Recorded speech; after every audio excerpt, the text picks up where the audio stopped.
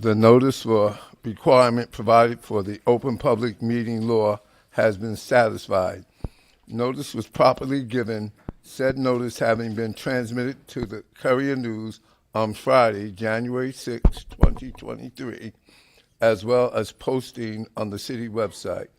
Mr. Clerk, may I have a roll call, please? Present. Councilman Good. Present. Councilman Hockaday. Present. Councilman McKenna. Present. Councilman Wyatt. Present. Vice President Briggs Jones. Present. And Council President McCray. We have all members present in a quorum. Please rise for the Pledge of Allegiance and remain standing for the invocation. I pledge allegiance to the flag of the United States of America and to the republic for which it stands, one nation, under God, indivisible, with liberty and justice for all. Humbly we ask God, the giver of peace and the lover of charity, to give the entire family of nations true agreement with his will, and to grant the light of his spirit on all those who work for justice and peace. Amen.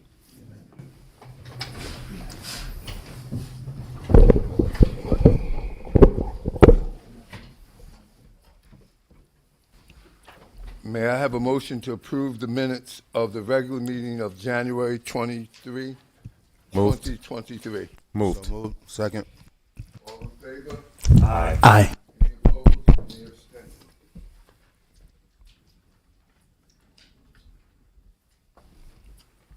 We will now have a moment of silence for Sayreville Councilwoman Eunice Dumfour and Milford Borough Councilman Russell Heller.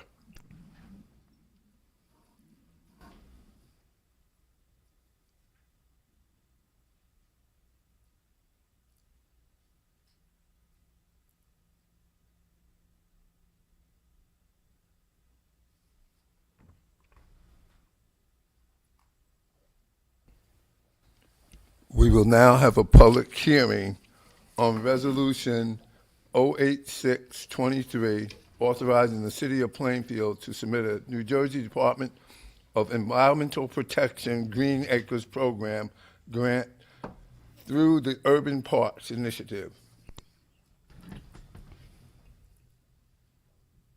Good evening, Mr. Council President, members of the council.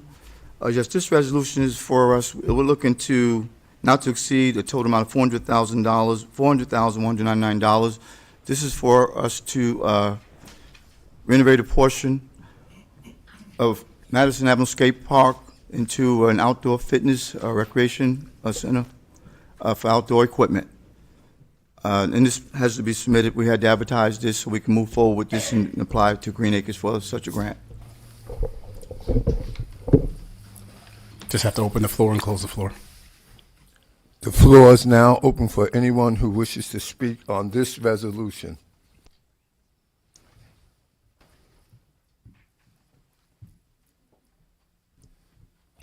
Seeing none, the floor is now closed. We will now have an update on EMS services from the administration. Well, good evening, Council President and members of the governing body, members of the public that are here present, as well as those who are taking advantage of the hybrid option by tuning into the meeting on YouTube.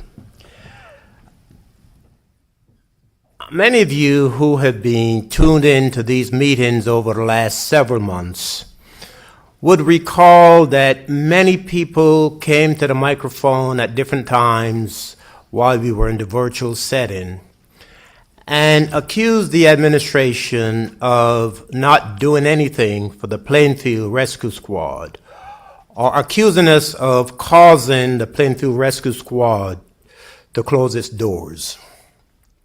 And about 2 or 3 weeks ago, we put out what I describe as an expose to the media explaining exactly what transpired from the administration's point of view based on the information that we have and the interactions that we've had with leadership of the Plainfield Rescue Squad. the Plainfield Rescue Squad closed its doors without notifying the administration that it was about to do so. And so we found out, just like a number of people in the public found out, after it was done. But there was no notice given to the administration that the squad was about to close its doors. And so that was viewed by us as a devastating blow, as well as the inability of the rescue squad to be forthright with the administration and with members of the public. This administration had discussions with the rescue squad where we wanted to provide the squad with a couple of ambulances. We would make those ambulances available to the rescue squad using American Rescue Squad funds. As a condition for doing so, all we requested from the rescue squad was to open its books in the spirit of true transparency to an independent auditor that the city would pay to review the finances of the Plainfield Rescue Squad. After making an umpteenth number of attempts to get the rescue squad to provide their finances to the independent auditor, after the BA called and sent emails, after the independent auditor called and sent emails an umpteenth number of times, and after we were promised over and over again that the information would be forthcoming, it was obvious to us that there was something that the rescue squad wasn't willing to do, or that it wanted to conceal from an independent audit. So obviously, we could not, in good conscience, provide these ambulances to the rescue squad without some level of accountability. After that, at the request of my administration, the business administrator met with the leadership of the rescue squad as well as with a board member to talk about what was happening, to get information that would inform the administration so that we could be as helpful as we possibly could. And in that meeting, the leadership of the rescue squad informed my administration that someone from the rescue squad stole money from the rescue squad, putting it in a perilous position, which eventually led to it having to shutter its doors. Now, if someone stole money from the city of Plainfield, and I am aware of it, or the BA is aware of it, one of the first things we would do is speak to the Corporation Council. We would call the Plainfield Police Department and report such behavior to the authorities. The rescue squad has refused to do that. They refuse to reveal who this person or persons are that absconded with the assets of the Plainfield Rescue Squad. We found that to be very disturbing, and it got to a point where we felt we needed to set the record straight. And so, in the interest of the residents of Plainfield, what we have done, we have made alternative arrangements to make sure that the residents continue to receive the level of emergency response services that the residents need in times of an emergency. And so there is coverage on an emergency basis for all the residents of Plainfield. We haven't missed a beat. We have gone even further, and we put out an RFP to solicit responses that would allow us to have, on a full-time basis, a number of ambulances that would be here at the ready, on-site in Plainfield. And that is an expenditure that the taxpayers will have to bear. And so that is something that will be coming forward very soon. But because of the refusal of the rescue squad to be transparent and to take accountability and responsibility for what has transpired leading to the shuttering of the doors, we put an expose out there a few weeks ago detailing everything that I am going through with you now, and we have referred this to the Union County Prosecutor's Office, to the Attorney General for the state of New Jersey, and to the federal prosecutor for this region. Because we believe that this ought not to be left as is. It ought not to be swept under the rug, and someone needs to be held accountable for the demise of the Plainfield Rescue Squad. So, in terms of all that you've been hearing, every person that on our virtual meetings that came forward and accused this administration of not doing anything, nothing can be further from the truth. But the rescue squad and its leadership need to be held accountable for what transpired, and the public needs to know why the rescue squad doors were closed. It has nothing, not one iota, to do with any actions or inactions on the part of this administration. And so I thought it would be necessary for me to come before you and let you, the governing body, know where the facts lie, let the public know where the facts lie, and make ourselves available to answer any questions that the council may have so that you know where the truth lies. But the fact of the matter is, the Plainfield Rescue Squad's closing has nothing to do with my administration. It has everything to do with fraud and abuse and mismanagement, and that's the reason why it is closed to this very day. We will continue to work on making sure that the residents of Plainfield are covered for emergency medical services. Thank you. Any questions from the council? Yeah. When were those referrals made to the prosecutors?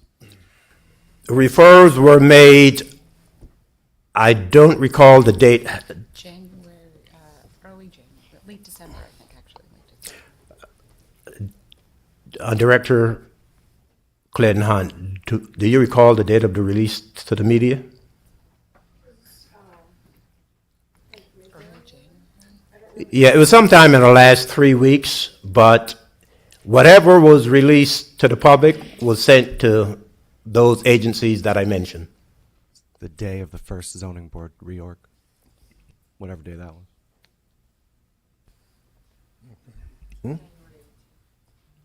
January 18th? Okay, then that's the date. Mr. Wyatt? Yes, question. So you said that you were going to give some ambulance to the rescue squad, and that prompted you to ask for an audit? We have a fiduciary responsibility to make sure that the funds that we disperse are done so in a manner that is in compliance with the law.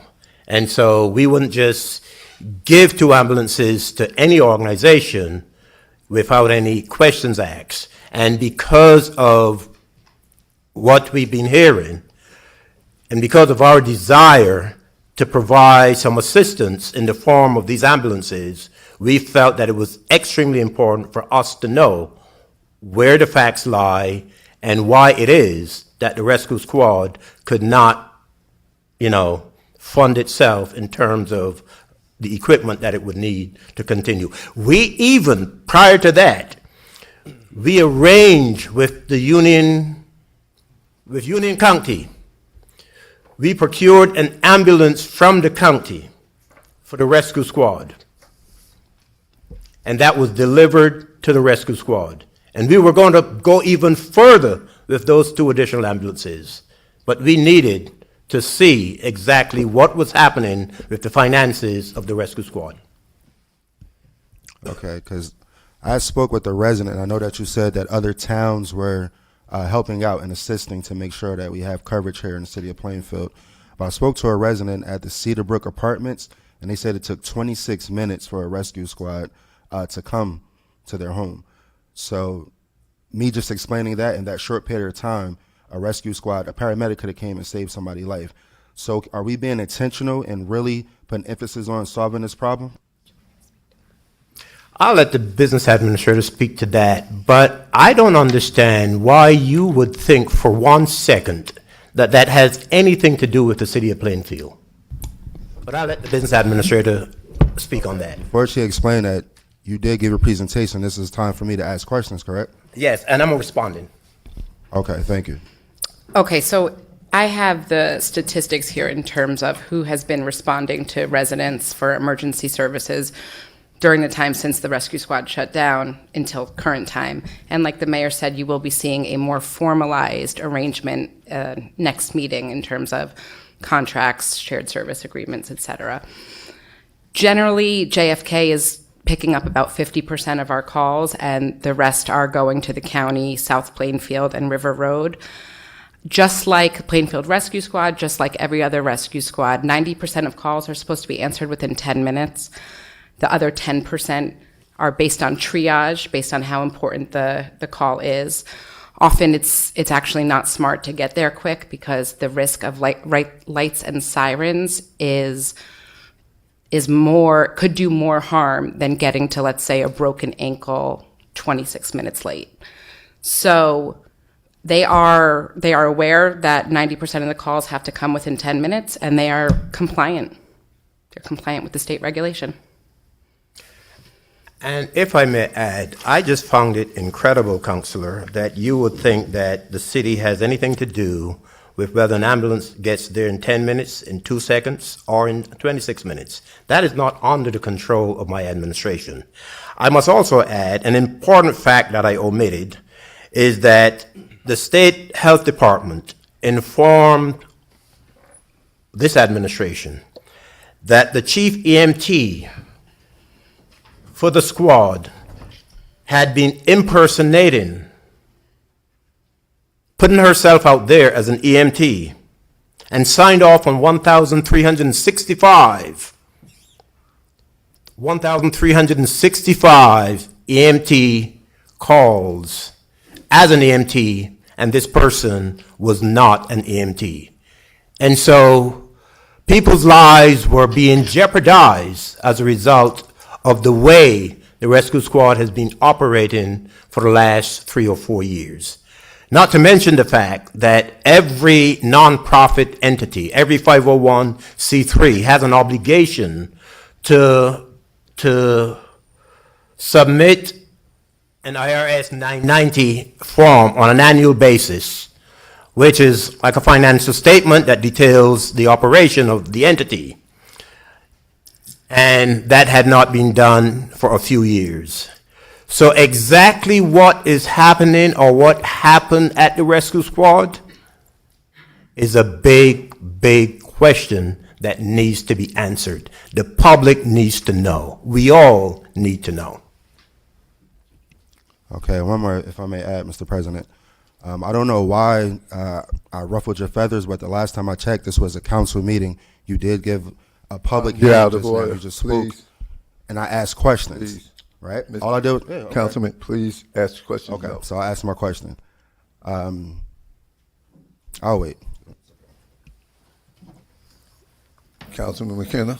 Yeah, I just a few things. One, I want to go on record because we're spending a lot of time kind of trashing the rescue squad, who's made up of a lot of dedicated individuals who spent a lot of time, especially during the pandemic, responding to the community and doing a very good job under very difficult circumstances. Was there mismanagement? I don't think there's a question about that. I've been in town for 12 years, and I've known about it for probably 11, that they've been struggling, like many 501c3s in town. I think the public also does need to know that they're basically their own corporation, a nonprofit entity. They are not city controlled. They are not city owned. They do not fall under the purview of the city. They are they're other than the business they're in, they're the same as the Salvation Army and the YMCA. They have a board. They have managers. They bill. They pay bills, etc. I do want to say though that this expose I think is extremely dangerous, and I'm using that term because the administration did. This shouldn't be thrown out lightly. Saying that certain people were in the room that were board members, that I don't know if you verified that, but I could tell you didn't. And also spreading a rumor that was mentioned by somebody in the meeting that somebody absconded, which may or may not be true.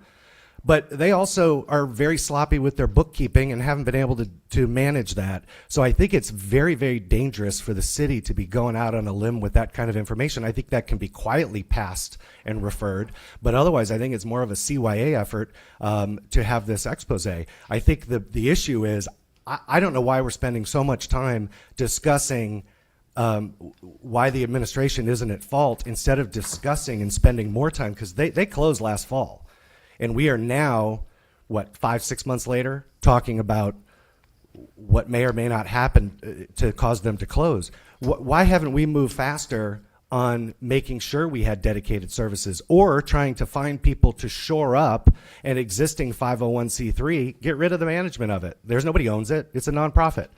So I think we're missing the ball here, and I think that if anybody tells you that we're hitting a 10-minute mark, I've had many people tell me it's 20 to 35 minutes, which is a long time. And the city is not directly responsible, but the city is responsible for making sure the citizens are taken care of and have the services that they need. So it should be involved in making sure that 20 to 35 minute window is as short as absolutely possible. So I'm just slightly offended at a little bit of the degree to generality here. I really doubt there was any serious investigation on some of these allegations that have been said publicly, and I think it's really dangerous, and I hope we don't get sued over it. Councilman Graham. Nothing, just other than to understand how long does such an investigation take, and will the Secret Service, the postal authorities get involved as well? So I'll respond to you, and then the business administrator has something to say. We don't do investigations.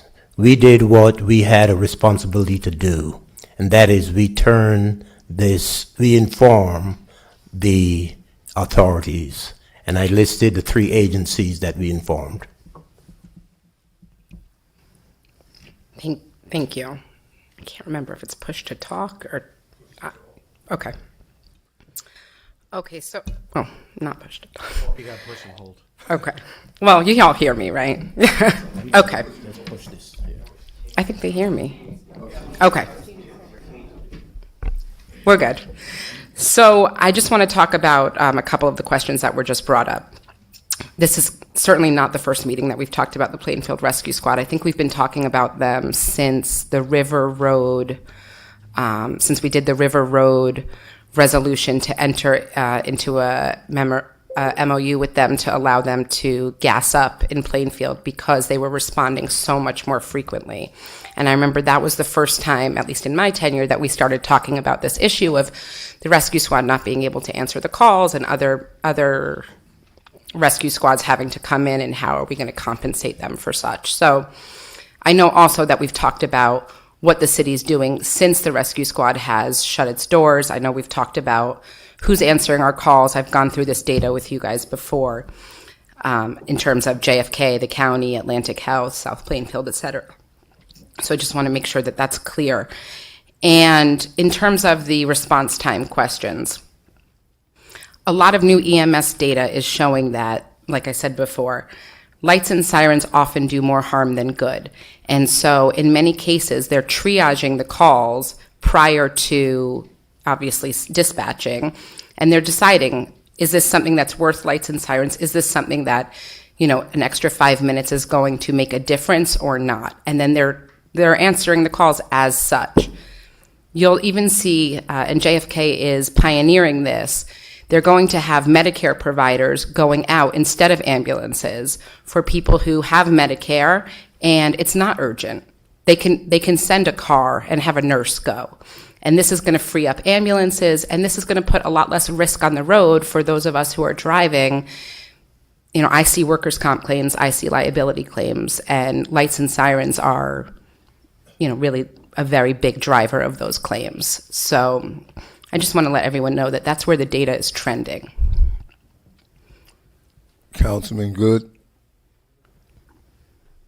B.A. Levinson, I appreciate the information you just gave us, but moving forward, is there a plan where things can be done a lot quicker than what they're being done now? I mean, response times.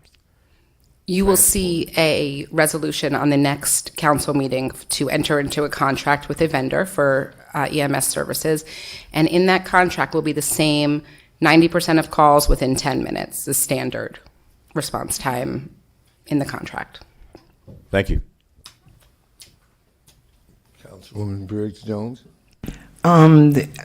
Same thing. I just want to know what the timing, what we're going to do. And like she was saying, the resolution is going to come up soon. But one thing I just want to say is, even during this pandemic with emergency services, I had an uncle that had a situation, and River Road did come, but River Road came 45 minutes later. And that's when I took interest, and this is right before I became a councilwoman. And I took interest in, like, what the heck is going on? Fast forward, I passed by the rescue squad every single day. And just so you all know, I just wanted to make sure, at least, if nothing's not moving, I wanted the place to be clean. So me and 4 other constituents took the time out, and we went and cleaned it up. And blew the leaves, and because I wanted to do it, because I wanted people to know, even though we're not operating, I still wanted to be clean and look like something. So with that being said, I'm just hoping that when we do take the time out to see what's going on with the rescue squad, I'm hoping that we get an audit. I'm hoping that we see how this building is on the inside before even it start operating. It needs to be fiscally sound. We need to know if the furnace is working. There's a whole lot of things that needs to happen in the midst of all of this. So I'm just hoping that all of those things take place when something does happen, that we make sure that those things are in order. I just wanted to make sure you all knew that. All right, I'd just like to thank the administration for bringing the public up to speed on what the administration and the city is doing. The other discussions about how long, a lot of things are come to be because of how the response is, how the call comes into the rescue squad, what the individual is telling the rescue squad so that they can respond appropriately. So thank you, Mayor and administration, for your presentation. Now, since January, since I became president, I have been working with the administration on seeing how we can make our meetings accessible to the public that is not present here, but online through YouTube. Starting March, we will have access so that the public can chime in and participate in the public comment sections of both parts of the meeting. So to those who have been waiting, March, you will have access to our council meetings. Council President, can you just walk us through how that will work with hybrid people posting comments or questions? Well, comments section will be open. They will be provided with a number or a means by which to contact. And as we go through our meetings, we will take comments from those who are present first, and then we will roll over to those who are online. Thank you. I have a question also as well. I brought this up previously when we were talking about the hybrid meetings. Now, what if one of us not feeling well and say I have COVID symptoms, or anyone have COVID symptoms, and they can't make it in, but they still want to participate because maybe it's something detrimental on the schedule, on the agenda, and they want to vote and make sure that their vote counts. Councilwoman, it is already established in our procedures that any council person who cannot make a meeting can call in as long as they have a speakerphone on their side and a speakerphone on our side so that we can hear. That is already established in our procedures. Thank you. Mr. President, Yes? as you know, I did submit a resolution prior to the January 23rd meeting regarding hybrid meetings. You did tell me that it was under review. I also talked to our attorney, who told me that I would have that back next week after January 23rd. So here we are at the February 13th meeting, and I'm not hearing that resolution at all.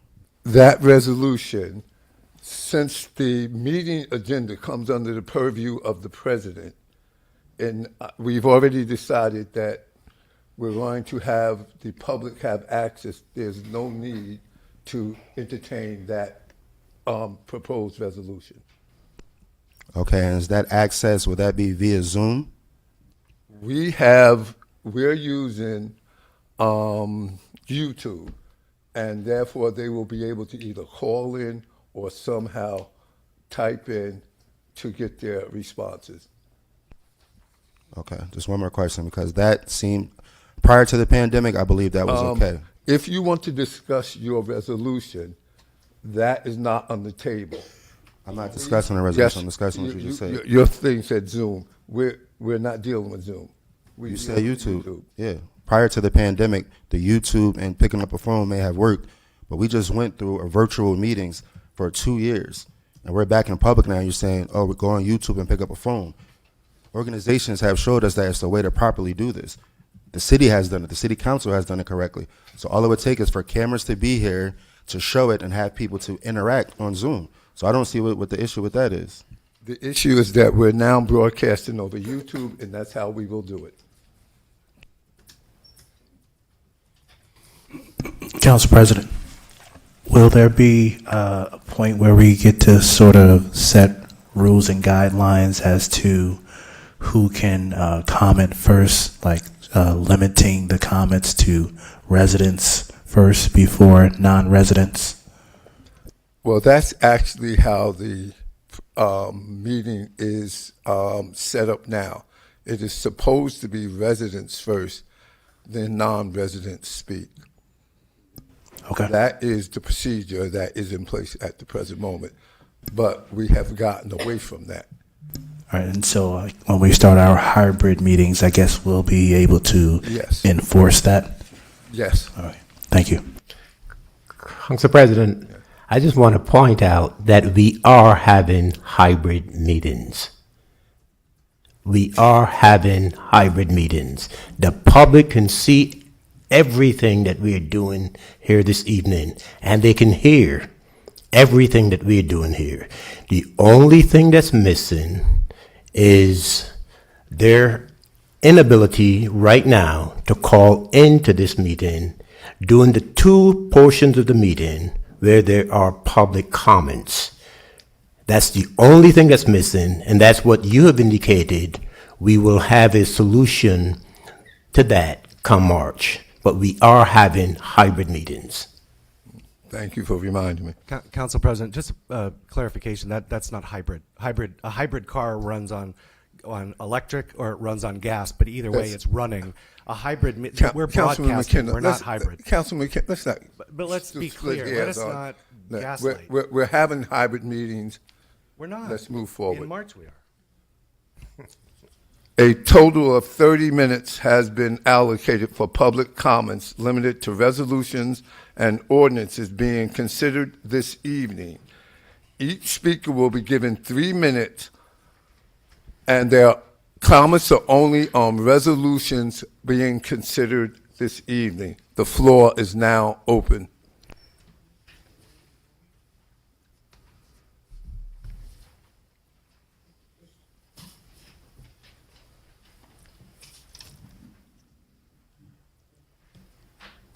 Nancy Pugh, 1129 Rhode Island. Are we supposed to be doing the public hearing first or not? Or was that not? Yeah, for the second reading and final passage?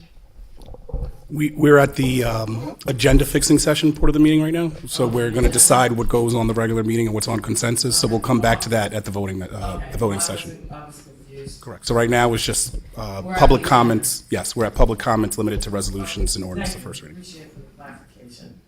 I want to thank the business administrator, mayor, and the city council and the administration for considering our 07723 about support of the Revolution, New Jersey, to commemorate the 250th anniversary of the founding of the United States.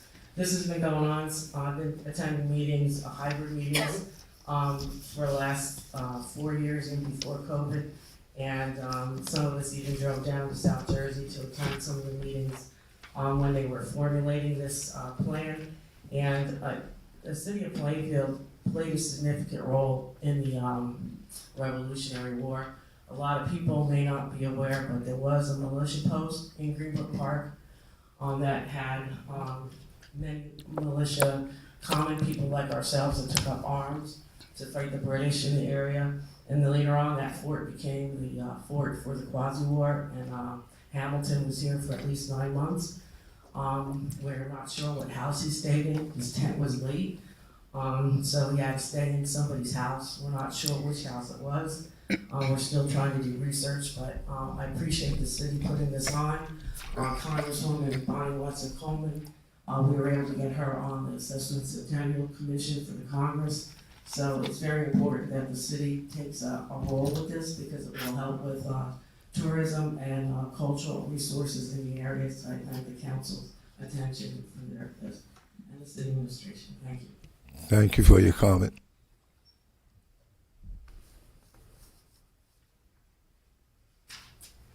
Seeing no more comments, public comments is now closed. Legislative body resolutions 07323 to 07623. Do I have a consent to add these to the consent agenda? Motion to amend. Amend? Go. Yeah, motion to amend 074-23.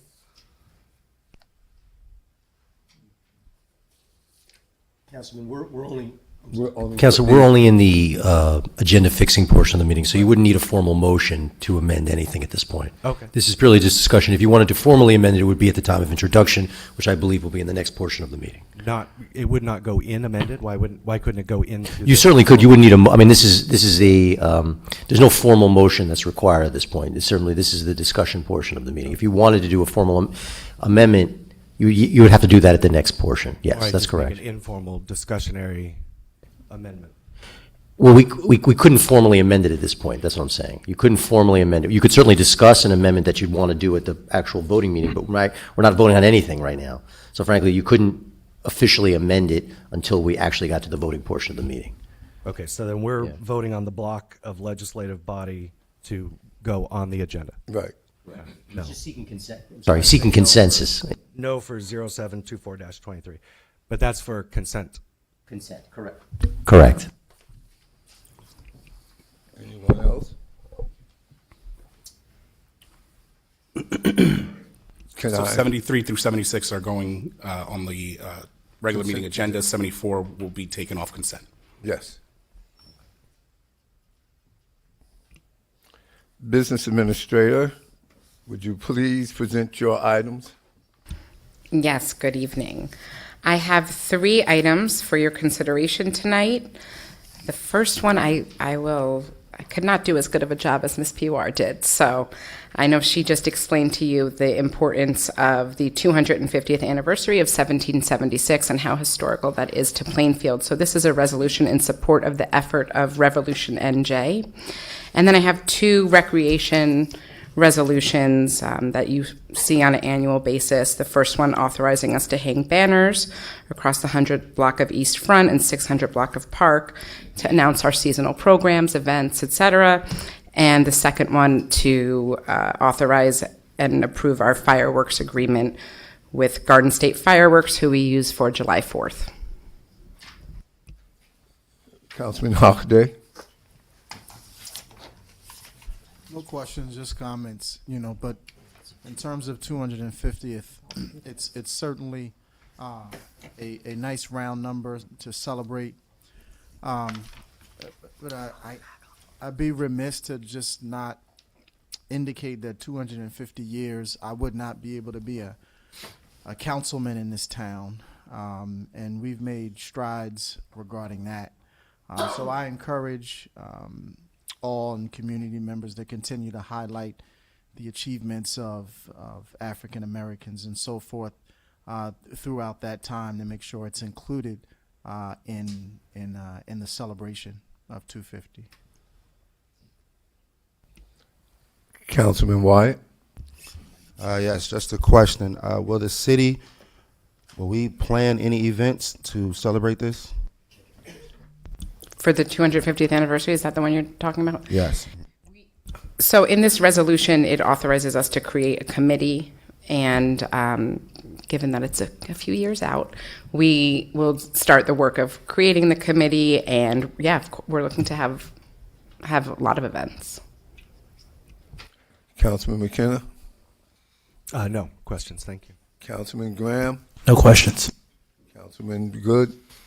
No questions, just a comment, Council President. I just want to say, I think the city of Plainfield is extremely blessed to have such a resident as Nancy Piwar to make sure that history will always stay alive and that she does not miss a beat. And I just think it's just so good that she stays on top of things the way she does. So kudos to her. Councilwoman Briggs Jones. No comment. Do I have consent to place all these on the consent agenda? Council President, I'm going to say no to the resolution NJ only because I can't amend it now, but it needs to be amended. If anybody reads the resolution, we are not giving anything because we didn't even put our name in the blanks. So we need to amend it. If you look now, it has it all. Why do we have to do this? I was looking. I have to go back and look at all of the resolutions after we get it at 8 o'clock on Friday, and you spend the weekend going through everything, and then I have to go back and see what changed on Monday evening. Is that what we do? I don't understand why we're doing these half-done, missing resolutions, not filled-in resolutions. We do give a final glance over right before the day of the meeting, just for typos and de minimis changes. So Now, why wouldn't an email go out to council members that has that? Because it didn't come out. it was really just typos and small errors that we. But this is a resolution that we're voting on, which this resolution that we all got at 8 o'clock on Friday night instead of 5 didn't have our name in it. So we weren't really promoting anything other than insert city, town, county. This is just a little sloppy. So I withdraw my request if it's now been updated. I don't have a problem with it being in consent. All right. All in favor? Aye. Any opposed? Any abstentions? Corporate Counsel, would you please present your items? Thank you, Council President. I have one item for consideration. It's a resolution authorizing an additional appropriation to our Labor Council, Hatfield Schwartz, in the amount of $4,300. This will close out all of the appropriations for 2022. We received this bill in January after we had our last meeting, so there was no opportunity to get on the last agenda, but when we received the bill, we recognized that we had exceeded the appropriation and needed council for an additional $4,300. If any questions, happy to answer. Councilman Hockaday? No questions. Councilman Wyatt? No questions. Councilman McKenna? No questions. Councilman Graham? No questions. Councilman Good? None, Council President. Councilwoman Briggs Jones? No questions. Do I have consent to place this on the consent agenda? Yes. Yes. Yes. Okay.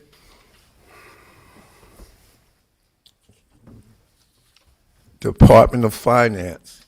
Would you please present your items? Thank you, Mr. President. I have 4 items.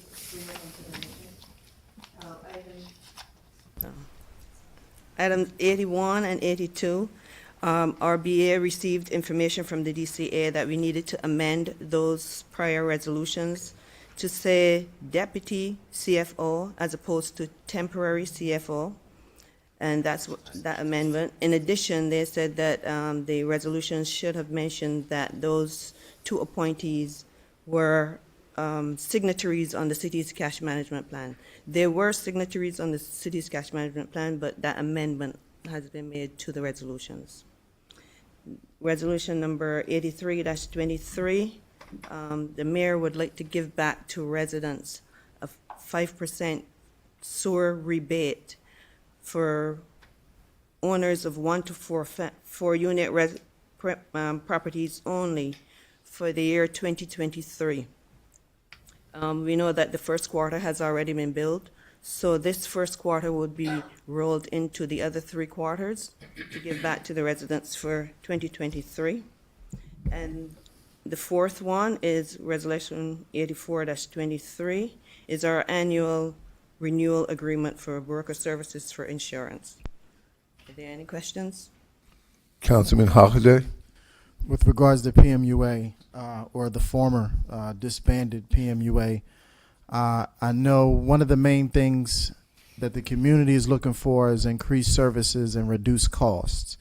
So it is good to see that there is a rebate coming for year 2023.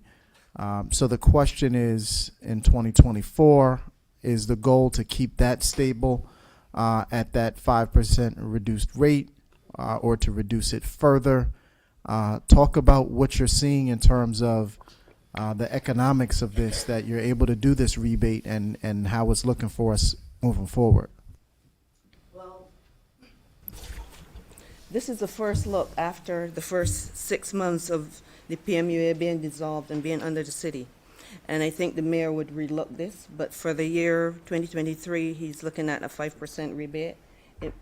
It might be different for 2024, but this is just a first look for the first 6 months, and I think that's commendable after 6 months to make a decision like this.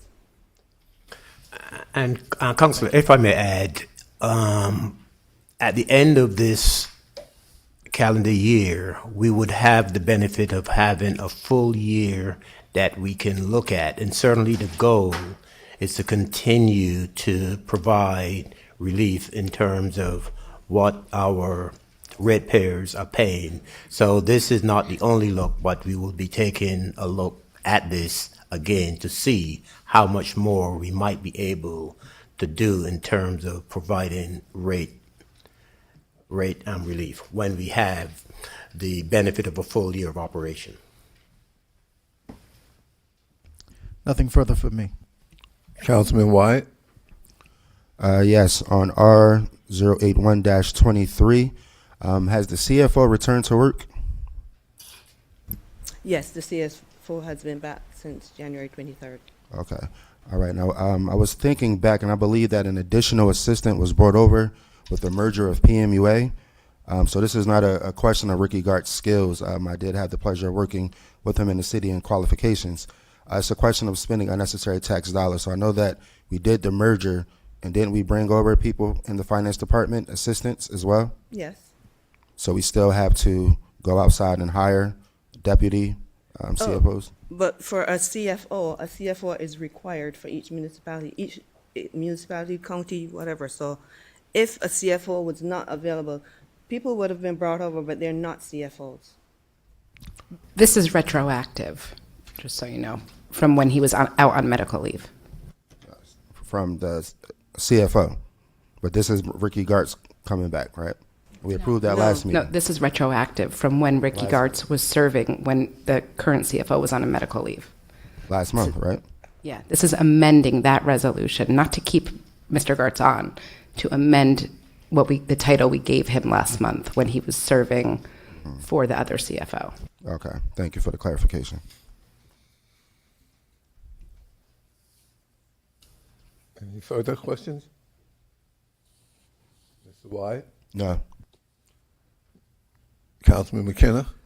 Yes, with respect to Mr. Cullen, I thought that amendment was withdrawn because he was unable to serve in the role, so that he so then we went with Mr. Gartz. So why the need to amend that resolution? The resolution was written, this pertains to when the resolution was written. Resolution was written in December, and it said temporary CFO.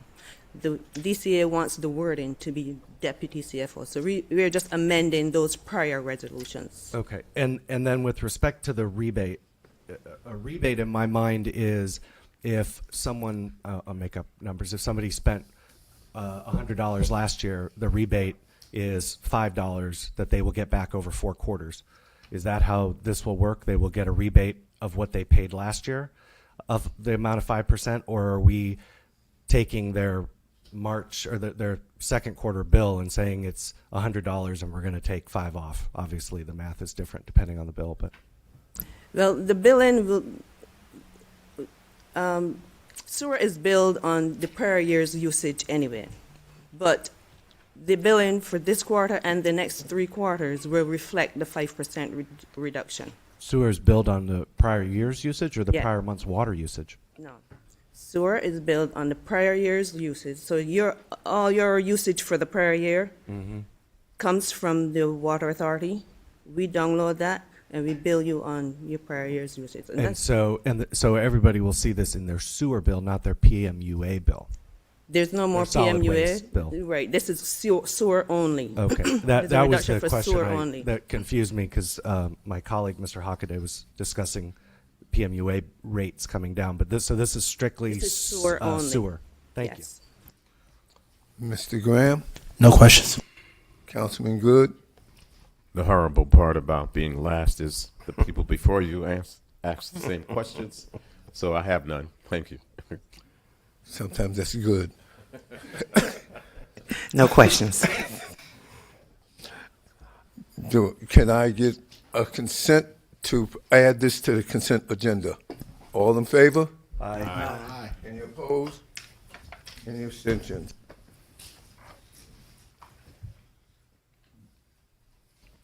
Would the Director of Public Works please present their items? Yes, Mr. Council President, members of the council, the Department of Public Works has 4 resolutions to submit. R08523, resolution authorizing support from the City of Plainfield to submit an application to New Jersey Department of Community Affairs for local recreational improvement grant, an amount not to exceed $100,000, and that would be for an outdoor fitness equipment at Madison Skate Park. R0863223, authorizing the City of Plainfield submitted NJDEP Green Acres Program grant, which I spoke about before, for the same place at Madison Skate Park, not to exceed $400,000.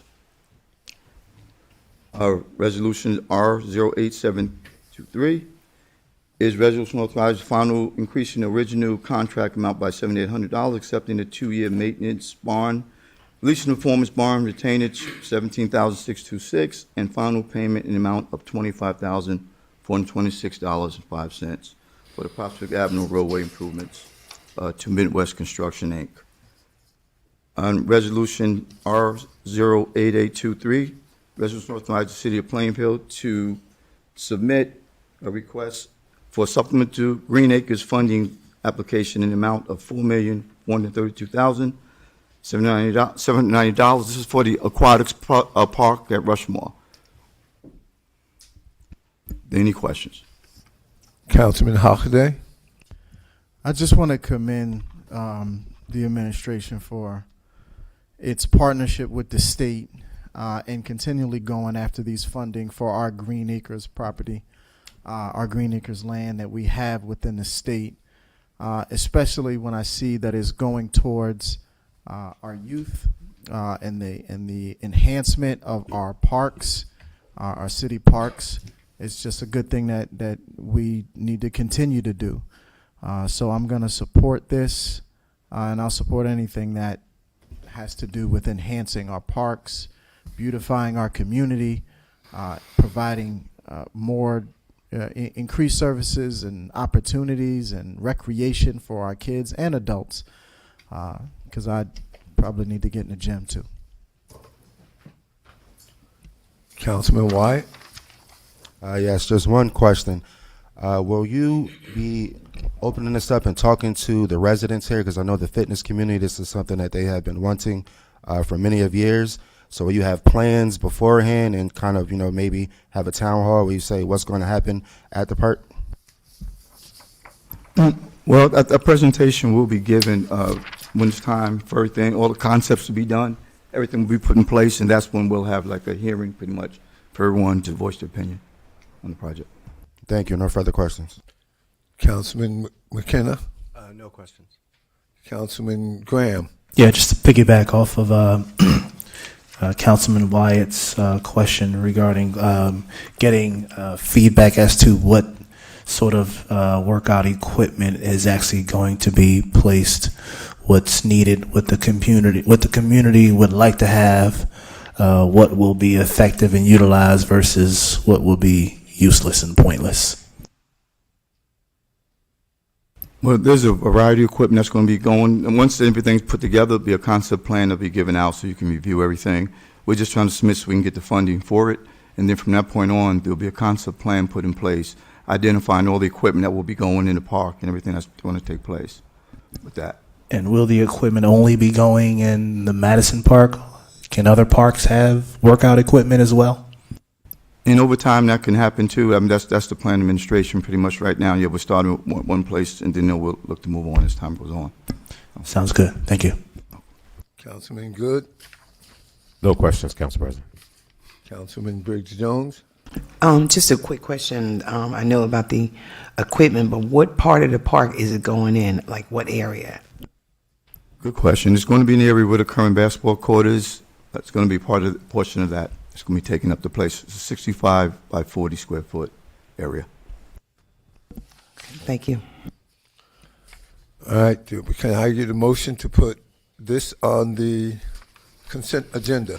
So moved. Second. All in favor? Aye. Any opposed? Any abstention? This moves to the consent agenda.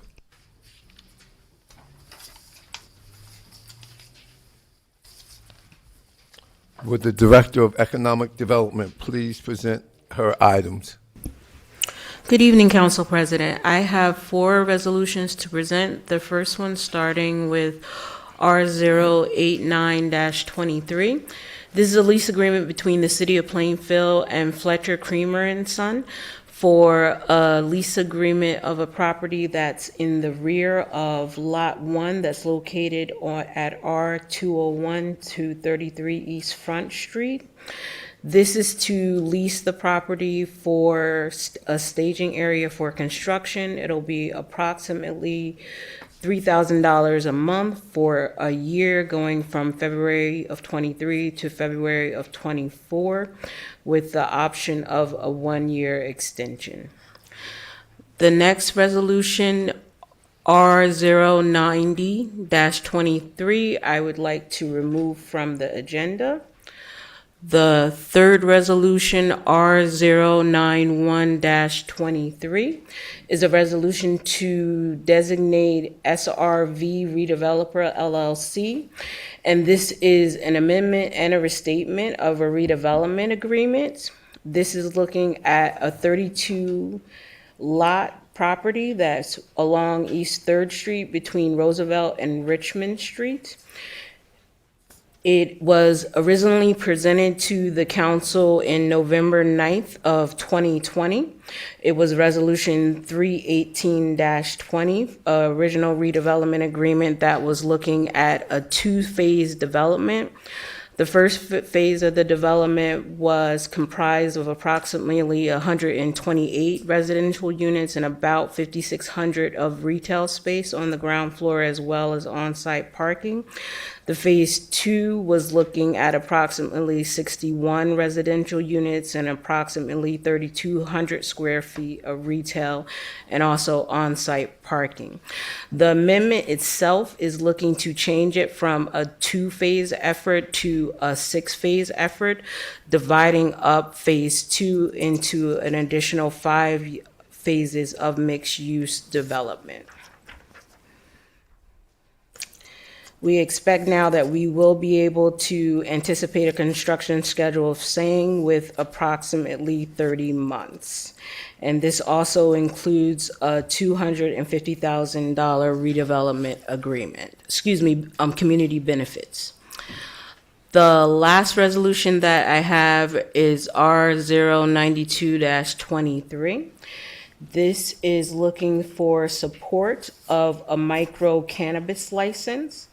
The cannabis business would be a retail business, Cotakana, located at 206 Watchon Avenue. The micro license would not be a limit to our existing 7 standard license of retail. Any questions? Councilman Hockaday? Not as much of a question, but I know that we have the resolutions for in support of cannabis businesses that come before us regularly, almost monthly, but there has been very little movement, actual movement in the city regarding the establishment of these entities. And I know that it's not the city; it's the state and the Cannabis Review Commission in the state. That's taken a long time. But I just want to express urgency to them to continue to process applications so that this can become a reality. That's it.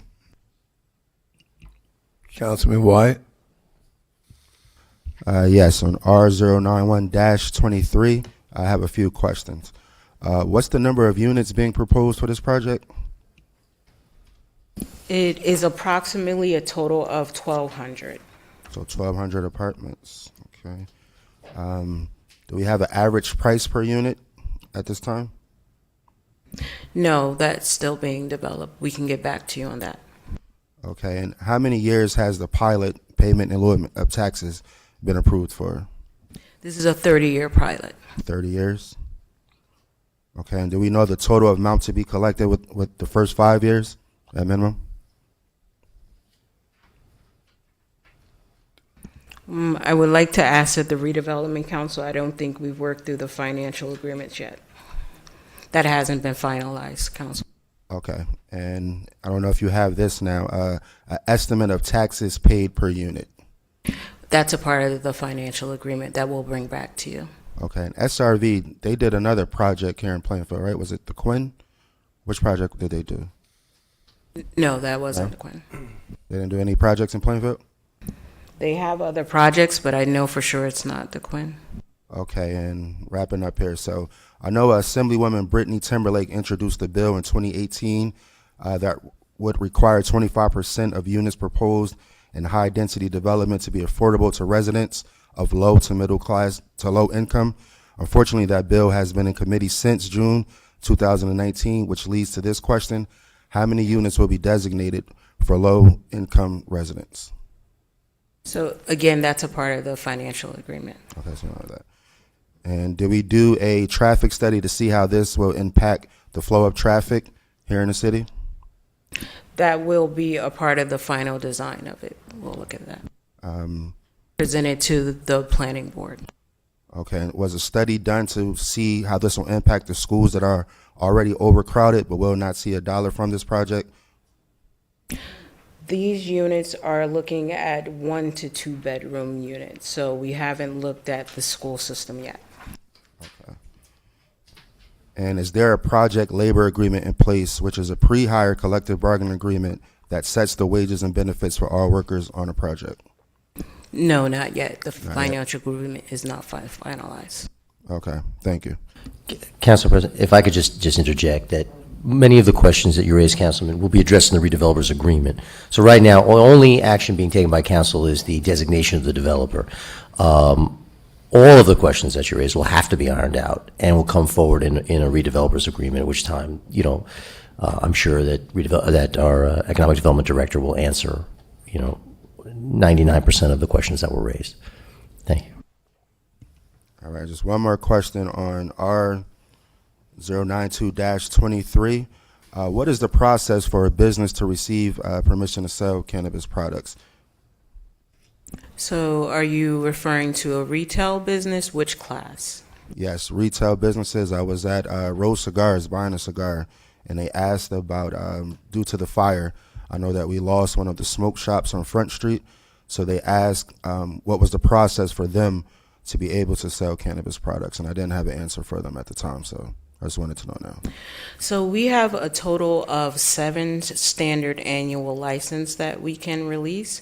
We go through a vetting process where the vetting process is looking at the financials of the business, the community contribution, and also looking at the location according to our ordinance. They can't be within 200 feet of each other. Once we go through the initial vetting process with our cannabis lead, which is Ernest Bennett, it is again referred up to the Director of Economic Development. Then we go through another vetting process with our mayor for selection. If I could just also add, though, that even after we do all of those steps locally, if the state doesn't approve the application, it ultimately goes nowhere. So we can do everything we can. We can provide all resolutions of support. Ultimately, they have a much more extensive vetting process at the state they have to overcome. Okay, thank you. And the state will also determine how the community will benefit from the sales tax of cannabis companies? That's correct. It's still under review. Yeah. All right. Thank you. No further questions. Councilman McKenna? I just ask if you would do the last part regarding R 91-23 with respect to the 2-phase going to a 6-phase, just that portion. So are you referring to the change in the number of units or reading through what's going to change with the property? I thought I heard you mention it, and if not, please correct me, that it was previously a 2-phase project and now it's going to a 6-phase. That is correct. So what is the difference between the, obviously, other than number, what will the phase 3 through 6 look like? Sure. So looking at phase 2, originally phase 2 involved 61 residential units and 3,200 square feet of retail. It is being broke down into subphase 2A to subphase 2E. Subphase 2A is going to include up to 439 residential units. And then subphase 2B is 196 units. 2C is 141 units. 2D is 197 units. 2E is 187 units. So additional units were added to phase 2. From 61? Yes. Okay. Thank you. Councilman Graham? Yeah. Is there a limit to the amount of micro cannabis retail businesses that we can legally have here in our city? There is no limit to the number of micro licenses. There is a limit to the number of standard licenses by ordinance. All right. How about distance requirements for the micro cannabis retail business? They still have to follow the 250-foot difference. All right. That's kind of what I wanted clarification on. Thank you. Councilman Good? No questions. Councilwoman Briggs Jones? No question.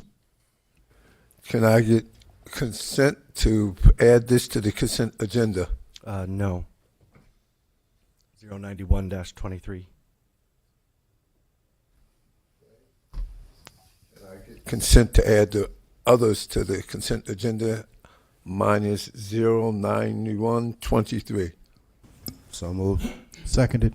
All in favor? Aye. Aye. Any opposed? Any abstentions? Council President, just clarification. There was a request for 090 to 23 to be removed as well. Right. So 89, 23, and 92, 23 will be on the consent. 091 will not be. Correct. Okay. Will the Department of Health and Social Services please present their items? Good evening, Council President. The Department of Health and Social Services has 3 resolutions to present. R09323 is a request for authorization for a memorandum of understanding between the city through the Senior Center and Neighborhood Health Services, known as Plainfield Health Services. What they will be doing is embedding into the Senior Center, providing clinical services on a regular basis. It could be adult health, it could be the podiatry, it could be any of those services, dentistry, any of the services that you would find at the site on Reich Avenue. If those seniors need additional services, they can schedule a transportation, which we will work with, and then go to Rock Avenue for further services. This is unique. Most senior centers have doctors come in. Very few have a full-time clinic embedded into the center. Resolution 094-3023 is one of the mandates that the Health Division has, and which is to provide education to the community. And so this is fulfilling that obligation. Certainly the organization that does it does do community outreach, does education both in schools, particularly in charter schools, in our houses of worship, and whenever there is a public event. But they also do various Zoom conversations depending on who needs them, particularly with our those food providers who request additional help or may have had a summons, and then we work with them as well. Resolution 09523 is a resolution recognizing the Mayor's Wellness Campaign. The Mayor's Wellness Campaign is an initiative of the New Jersey League of Municipalities. For the last 4 years, let me take a step back. They have a rubric, and it is 6 goals that are to be met by any municipality to be considered a top tier city or municipality with regards to community health and community health initiatives. And the city of Plainfield has met that goal for the last 4 years. And so this is just saying that we, or rather the council, supports this initiative. And are there any additional questions? Councilman Hochday. Yeah, I have a couple of comments regarding the first 2. Regarding Neighborhood Health Services. I know in the past that they've had financial issues as well, but I do also know that they have installed new leadership, which seems to be doing a lot better in managing the ship over there. I know that they provide a valuable community service, especially in light of the fact that we don't have, it is somewhat like the main health, the main hospital in the area for many of our residents. So I do appreciate that they are further ingraining their services into our community by working with our senior service. So I guess the question is just, are we holding them to the same standard that we would say our rescue squad in terms of, making sure that they're fiscally sound? So that's the first question. So those who have been following the Plainfield Health Center will know that it did have some financial issues. They did have to go through a court, and they were monitored by the court. And they've cleared that. They've come out of that. They do have a new team over there that's doing a phenomenal job. They no longer have any fiscal challenges, and indeed they're increasing their level of program and outreach in the community. So they have rebranded themselves. I think recently they had, I think over the summer they had I can't remember every elected official who was there, commending them on the work that they are doing and that they plan to do. When it comes to audits and financial fiscal responsibility, those things are monitored by the federal government because it is a federally qualified health center. And so they would not be open, they would not get any additional funds if they did not meet the criteria for the federal government. Yeah, I think that's phenomenal. I think it's a great partnership. Regarding the 94 and the provision of health, wellness, and nutrition education, I think that that's something that's really important. I'm always going to be a proponent of Plainfield doing anything in furtherance of health and wellness. And the type of community we live in, we need healthier options. You know, we need more vegetables, community gardens, diverse options, food education, health education, fitness. All of those things are things that, you know, I'll continue to support. So good to see that, you know, we are continually investing in those types of services in 94. Nothing further. Councilman Wyatt, No questions. Councilman McKenna. I just have one question regarding 93-23. The health services function there will be specifically restricted to the seniors, correct? It won't be a satellite health services that others can go to? That's correct. Okay, thank you. Councilman Graham. No questions. Councilman Good. None for me. Councilwoman Briggs Jones. No questions. Can I get a motion to have this added to the consent agenda? Moved. Second. All in favor? Aye. Any opposed? Any abstentions? Would the Director of Communications please present her items? Thank you, Council President. Yes, I have one resolution for consideration this evening, and it's for the renewal of support for support and maintenance of the 911 phone system for a one-year contract in an amount not to exceed $37,306.80. Are there any questions? Have they increased their services, the cost of services, over a year? No, Councilman, it remains the same. Thank you. Nothing You're further. welcome. Councilman Wyatt. No questions. Councilman McKenna. No question. Councilman Graham. No questions. Councilman Good. One question. I'm just curious, why just 1 year? Thank you. We, the Director of Police and the police, they are looking at other options, and so we don't want to enter into a contract for more than a year at a time. Makes sense. Thank you. You're welcome. Councilwoman Briggs Jones. No questions. Can I get a motion to add this to the consent agenda? So moved. Second. All in favor? Aye. Aye. Any opposed? Any abstentions? This one is added. Can I get a motion to take a 5-minute recess? We have the ordinance up front. Excuse me.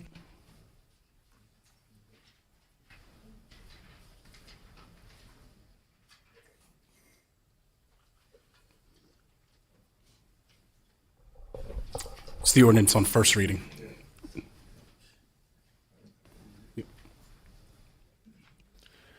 Mr. Clerk, please read ordinance MC 2023-01 title and further certify that the ordinance has complied with all statutory publication requirements.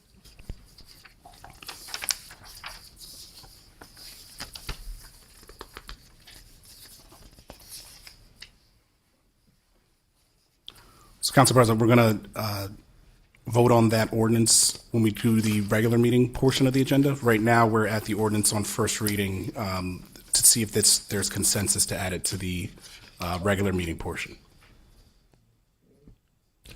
Do I get a motion to add ordinance on first reading to the consent agenda? So moved. Second. All in favor? Aye. Any opposed? Any exceptions? It's moved. Now may I have a motion to take a 5-minute recess? So moved. Seconded. All in favor? Aye. 5 minutes.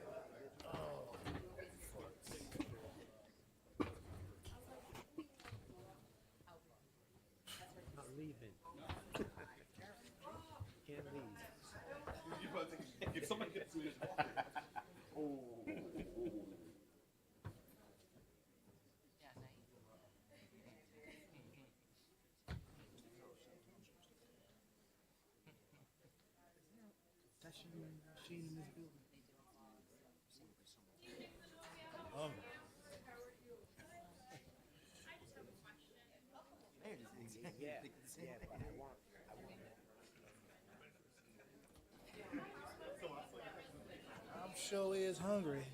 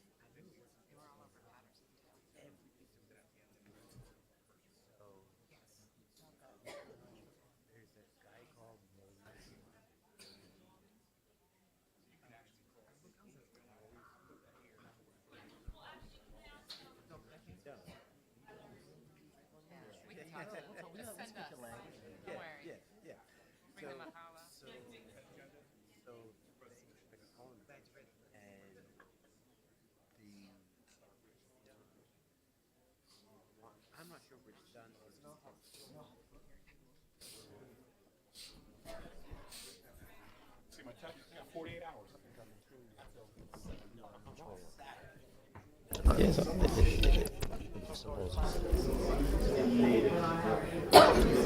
Right, yeah, you should be off. Yeah, you should. That code when you need it. And Starts getting a little lax. nice 48 guy. hours from So he's invited me from to the date, a number of events. But 48 hours backwards. Why don't you just make it like 20 minutes? Newark. Half these people don't read it anyway. So we should 75%. Let's have a conversation. They're open to doing that. I've gotten them to agree So to let's do take it it off. So I think, and that's the conversation we had previously. So they were going to do the front street, having that building as sort of a test case. But I've made the point that people aren't going to steal, products from these businesses. And if the gates are off every one of these buildings, there's going to be any large scale people going to come and smash and grab the windows. That's not going to happen. They have property in New York, right? So they're probably used to I have it. property in every.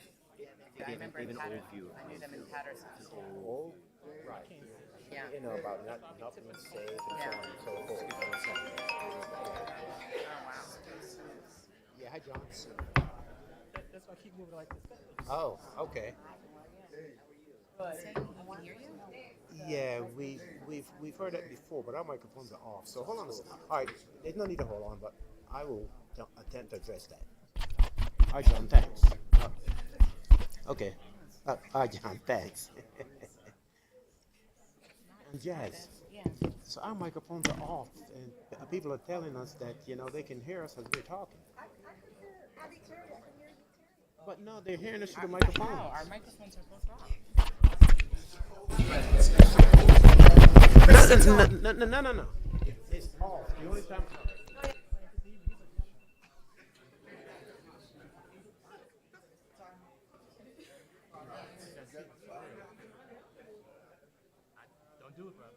Right. But people are saying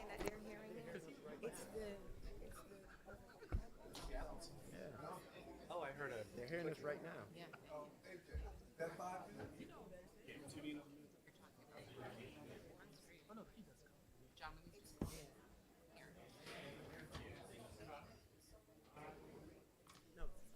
No, but these mics are off. So it must be these.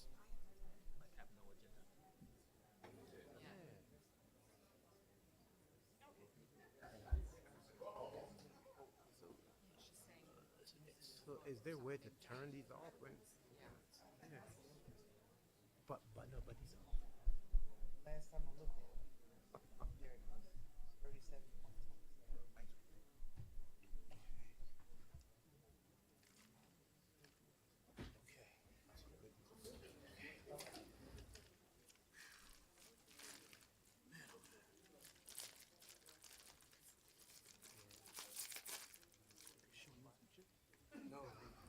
Councilman Good.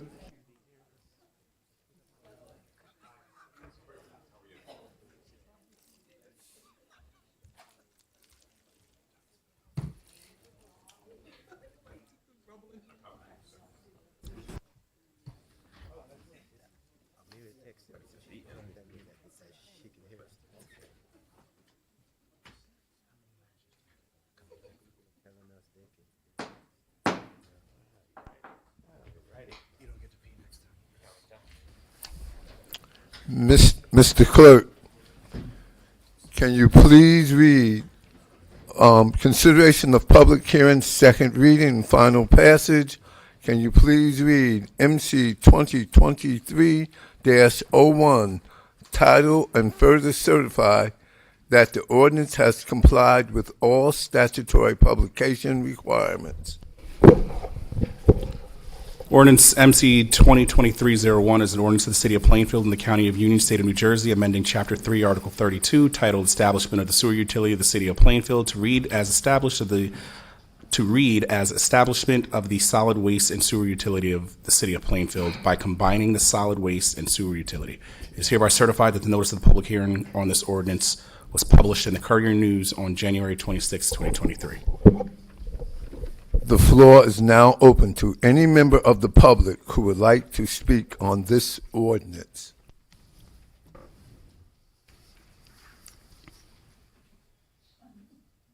Maria and Sari Watch Avenue. Just clarification. Mine says 02 and you said 01, I think. Yes. It's MC 2023-01. My printout says 02. Okay, which, then it's 01. Yes, it's 01.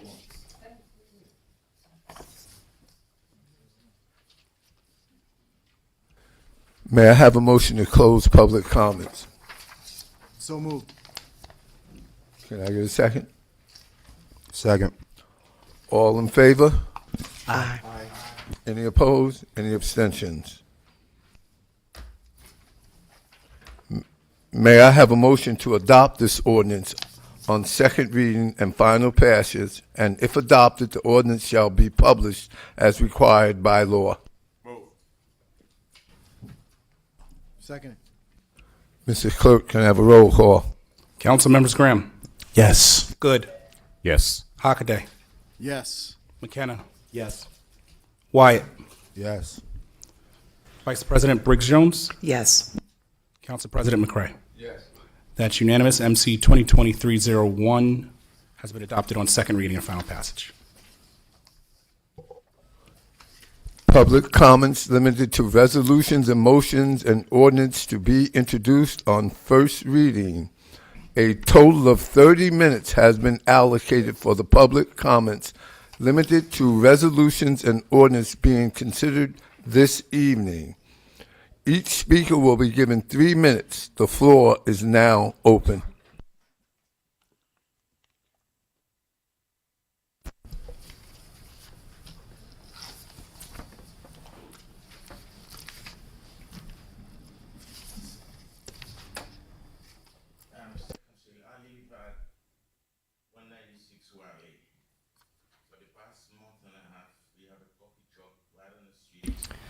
Council President, the speaker is out of order. This is for ordinance that are on the agenda tonight. Your comments will be made at the end of this meeting. Okay, thank you.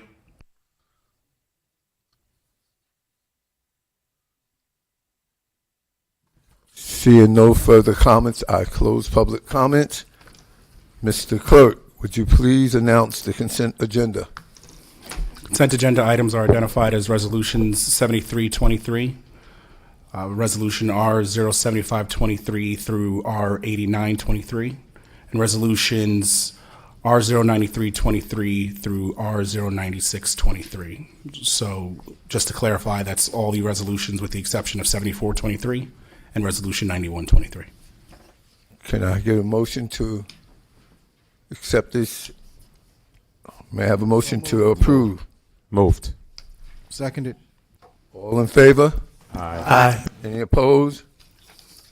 Any abstentions? Motion carries. Mr. Clerk, can you please read the remaining resolutions? Resolution 7423 is the councilmanic resolution in support of civility and respect regarding discourse at Plainfield City Council meetings. Council President, motion to amend. What is your amendment? The amendment is, and I want to explain this this amendment, and I think anybody who reads this resolution, which you wouldn't have read if you got the backup online because it wasn't available till today, is clearly directed at me, which is fine. I take I own it. I have no problem owning it. I'm going to stop short of an apology, but I will admit that two wrongs don't make a right. And what I'm referring to is that in the council meeting, when we were ending, a gentleman from the public got up and made public comment, which everybody's entitled to do at the end for 5 minutes each. And at the end of that comment period, I wanted to make a comment or answer his question. And the council president shut me down and said, we don't have a back and forth. There is no back and forth. And then when I proceeded to continue to explain the situation, he adjourned the meeting, just abruptly adjourned the meeting. And I want to point out that in that same meeting, which was the reorganization meeting, we adopted R008-23, which is councilmanic resolution establishing guidelines governing public comments for calendar year 2023. Point 2, section C, 2C, states, and I'm going to quote it, public comment is an opportunity for the public to present their views, both positive and negative. It is not a question and answer period. Neither then presiding officer nor council members will engage in a back and forth exchange, listen carefully, so speakers are encouraged to present all their views, meaning they are to not be interrupted while they have their 5 minutes. It then completes with, the presiding officer, as well as any council member, may respond to any comment after such speaker is finished. So while there is no back and forth, there is, as we approved in that meeting, an opportunity for the council and the council president to respond to the public's comments. These are the people that pay us. They take time out of their busy schedules to come here and dedicate 5 minutes of their time to speak at the end. And so in my amendment to this resolution comes after paragraph 6 that ends with vehemently disagree with them and it should include, whereas this body elected to serve the public and paid through taxpayer funds should respect the public comments from those they serve and allow those elected to serve them to answer or comment on their concerns while in session. Are you making that as an amendment? That is my amendment. Did you get a second? Second. Can I get a roll call, please? So roll call to amend Resolution 7423. Council members Graham? No. Good? No. Hockaday? Yes. McKenna? Yes. Wyatt? Yes. Vice President Briggs-Jones? Yes. Council President McCray? No, the motion fails. No. 4 in favor, 3 opposed, motion passes. Four in favor, three. No, You got to count to four. no, if you were to amend and walk an amendment on, you need 5 votes to walk an amendment on. I'll defer that to the Corporation Council. Wait, walking an amendment on? When is amendment done in advance? Council President, bringing a new item to the agenda requires 5 votes. Amendments require 4 votes. Okay. Need a motion to adopt the resolution as amended? May I have So a motion to adopt the resolution as amended? So moved. Second. All in favor? Aye. Any opposed? Any objection? It passes. Can you read the second? Resolution 9123, designating our SRV redeveloper LLC as redeveloper for certain properties in the city of Plainfield. Can I get a motion? Moved. Seconded. Is there a question? All in favor? Aye. Aye. Any opposed? Opposed. Opposed. 2 opposed. 5 in favor. Motion carries.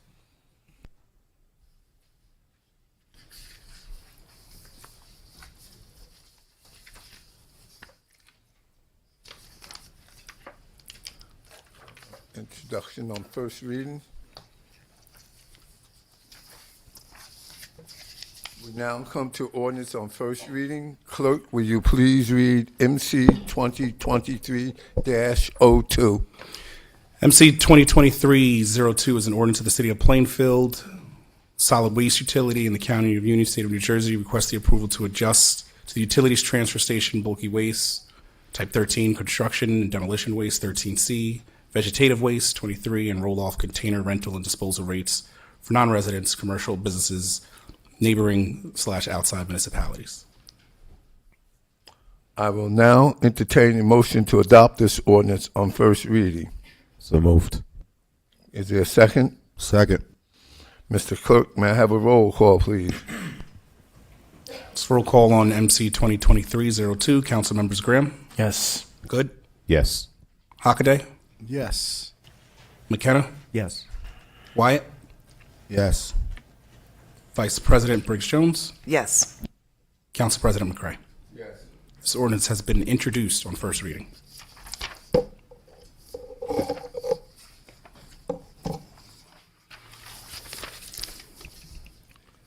A total of 60 minutes has been allocated for all public comments to be presented.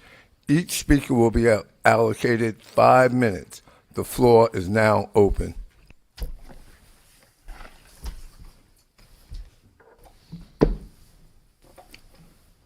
Yes, Mr. Council. I live at 196 Warby. For the past month and a half, they have a coffee shop right outside my window with the generator running loudly. Everybody in the neighborhood hear it.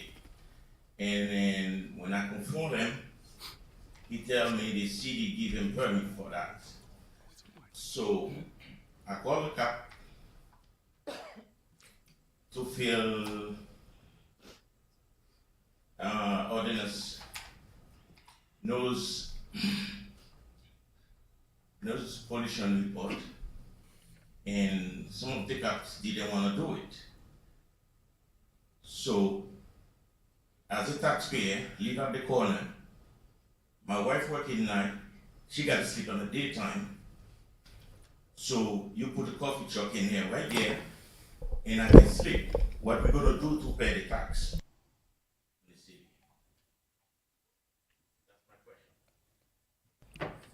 Thank you.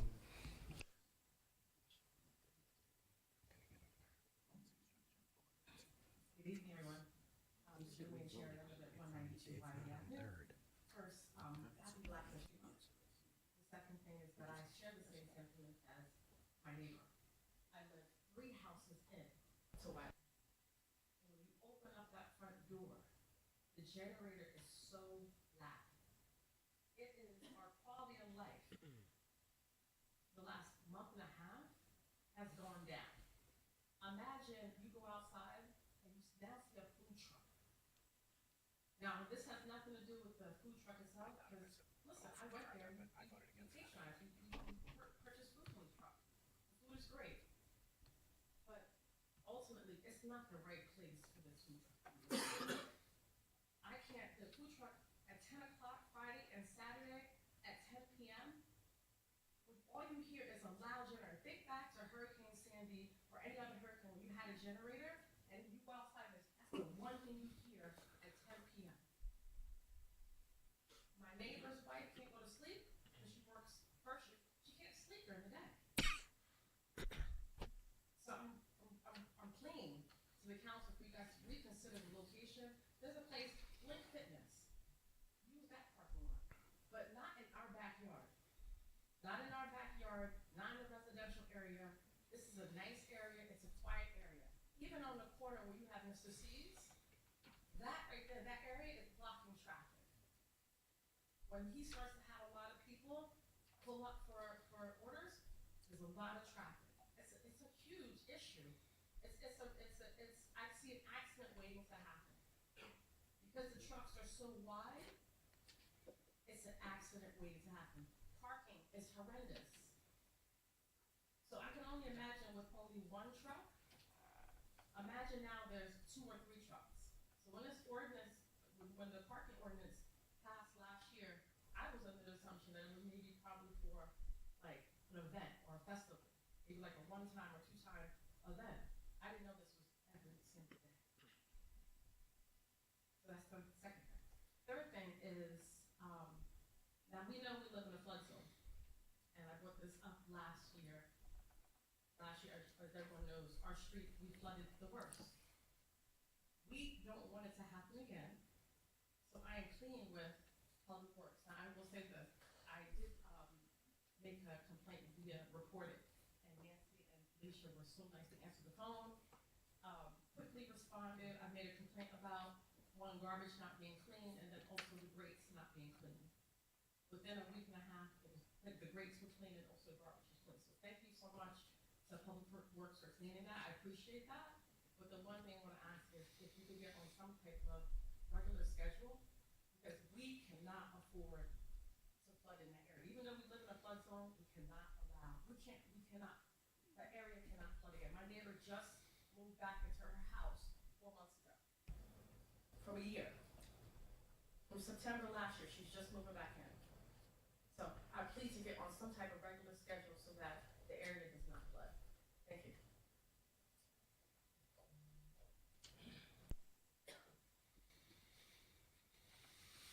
Good evening. My name is Ruth Arriaza, and I want to support the complaint. Your address, please. 187 Wiley Avenue. Support the complaint about the food trucks, especially knowing that this is a parking permit that starts at 6 a.m. to 9 p.m. from Sunday through Thursday. And Fridays and Saturdays is all the way to 10 p.m. So the noise pollution is a reality for us. I'm also the person that just moved back into her house. Ida, in September 2021, flood us out. We have to move out for 8 months.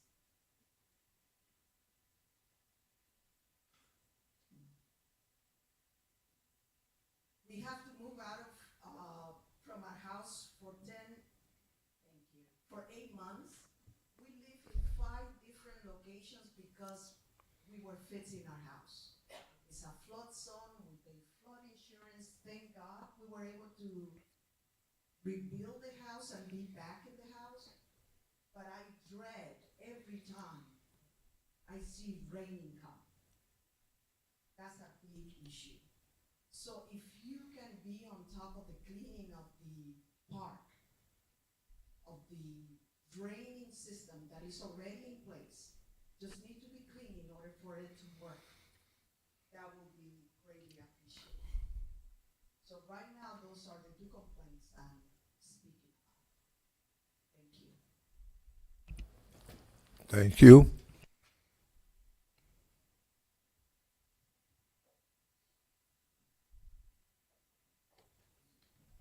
Hello, Errol Virgo, 9 prepared a statement, but I do want to speak on the EMS conversation earlier in the meeting and how infuriating it is. I hear a lot of blame being tossed around and not many solutions being offered. My family and I moved to Plainfield in 2019 from Long Island. Looking for homes, we stumbled across Plainfield and fell in love with the city.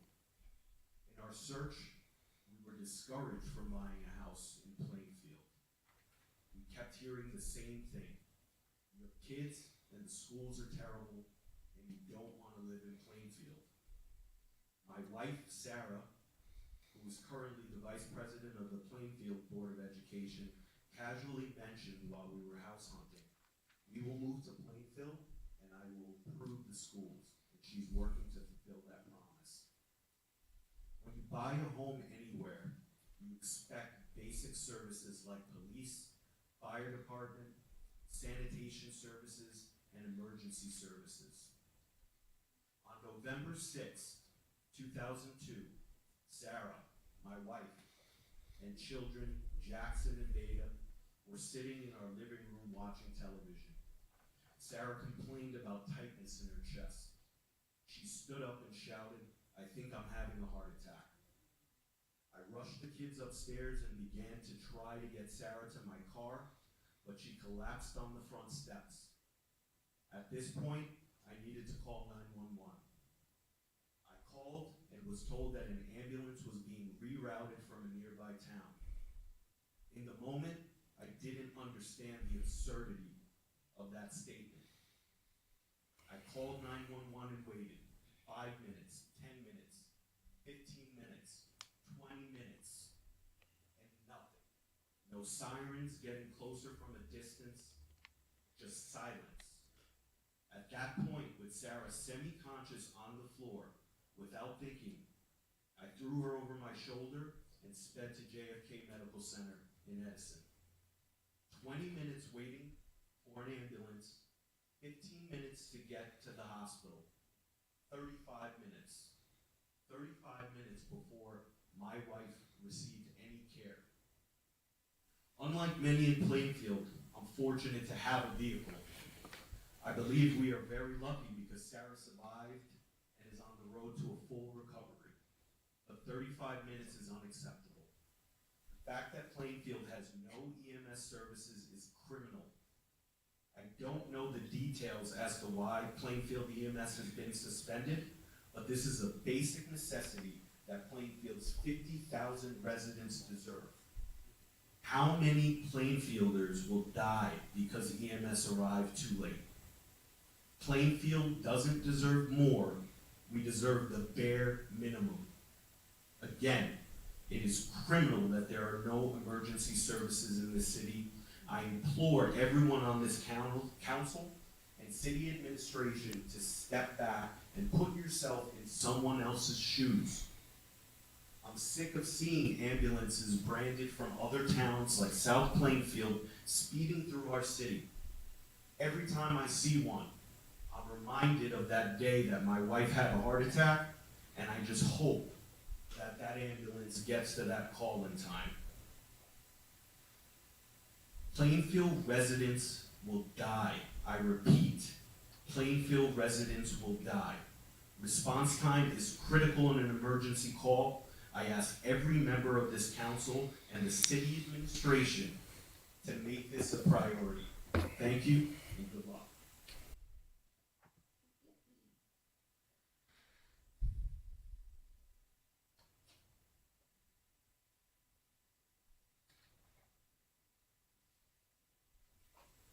Good evening. Sarah Virgo, 920 Sherman Avenue, Plainfield. I'd like to first make a disclaimer that while I serve as the Vice President for the Plainfield Board of Ed, my comments here are my own, and I'm in no way representing the Plainfield Board of Education or the Plainfield Public School District. I consider myself to be a very private person, despite my position as an elected official. However, the city's inability to keep its residents safe and to offer reliable medical services has compelled me to share the following information in the hope that it persuades all of you to take immediate action. In November, despite being in perfect heart health, I suffered a major heart attack as a result of COVID. As my husband just articulated, we waited far too long for an ambulance and were forced to drive ourselves to the hospital. In those moments, I feared that my family was about to witness my death. We arrived at JFK, had been triaged, diagnosed, and were waiting for a bed before an ambulance finally arrived at our home. Had we not made the decision to leave and had the privilege to do so, my wonderful husband and my beautiful son would be speaking at my funeral instead of on my behalf at a city council meeting. I am confident that I am nearing a point of having a long-term solution, but in the meantime, my condition is still very critical. I stand before you as someone who may need an ambulance as my condition improves, but I live in the fear that I will not have access to emergency medical services should I need them. I acknowledge that our rescue squad is operating as a nonprofit outside of city management. Respectfully though, I completely reject the notion that we haven't missed a beat. You have. You have missed several. I don't know if a 38-year-old collapsed with severe chest pain qualifies as a priority in triage, but I would assume that it would, but perhaps I'm part of that 10%. In a city council meeting in August, we heard our mayor sing the praises of the rescue squad while adding that the city had a responsibility to, quote, be good stewards of the public purse, only then to make accusations of embezzlement months later. As representatives of our city, especially one with an entire division dedicated to emergency medical services, it is your responsibility to keep us safe, and that should never include relying on borrowed services from nearby cities, expecting dedicated EMS volunteers and staff to work harder, or engaging in petty smear campaigns in the press against people and groups from within our own city. The first 25 minutes of this meeting were devoted to a discourse on who's to blame, and that's the kind of exchange I wouldn't tolerate from my children. It's of value to no one. Action is valuable. I assure you that I don't speak here tonight with the intent to place blame upon any one entity. I frankly don't care why this happened or how it happened. I care that it's fixed and that it's fixed immediately. You all have either been elected or hired to do a job, and it's unacceptable that this has happened. Keeping us safe should be the absolute bare minimum. It's only a matter of time before someone in our wonderful city dies waiting for emergency care. I urge you all to do better and to prioritize finding a solution right away. Thank you.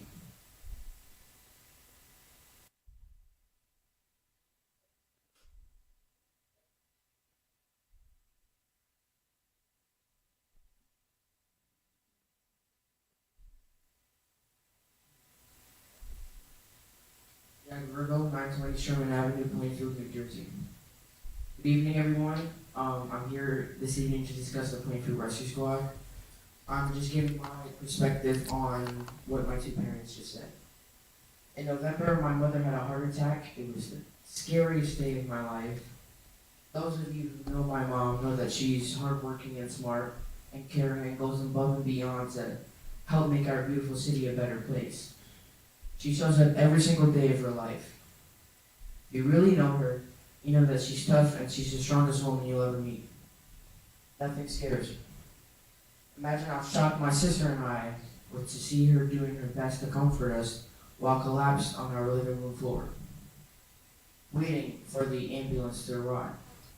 I'm so thankful that my dad was able to drive her to the hospital and that I was able to stay with my sister. But imagine the community members who live alone, the seniors who may not be mobile, or the family that has no car. Access to healthcare and emergency medical services should not only be offered to those with privilege.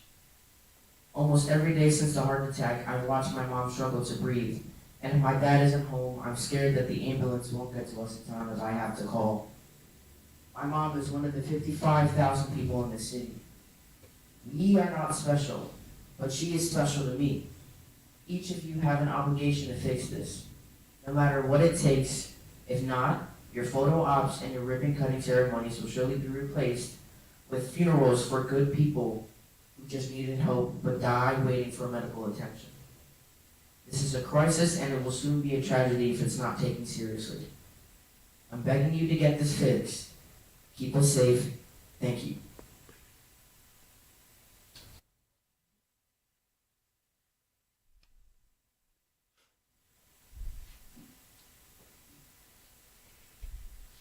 That's a tough act to follow. Maria and Sari, watching at page 7, your city council carefully considers all the facts before a decision is made. Regardless of the subject, I personally do not feel this is a true statement. I was very upset tonight to listen to questioning council people, thank you for that, seem to be chastised and demeaned. There is such a rift in this council, and it's got to stop. The anger is just too much. I am thrilled that we will be having an opportunity, a true hybrid meeting for people at home to be able to voice their comments. I am concerned about the time element. It does say 30 minutes here. Councilman McGrath, glad to hear that you said it's 60 minutes. So that gives 10 residents a chance at 5 minutes each. Some of us speak slower through no fault of our own, or have a voice that's not as commanding. I used to, my concern for this year has to do with the ongoing deer kill. Yes, it seems like a one-note mission, but it's not. It's a quality of life. Supposedly, this year, no one in Plainfield knew what was happening. I cannot find one person in administration who claims to have known about it. That includes our police department. It includes the residents around Cedar Brook Park, Greenbrook Park, and Cushing Basin.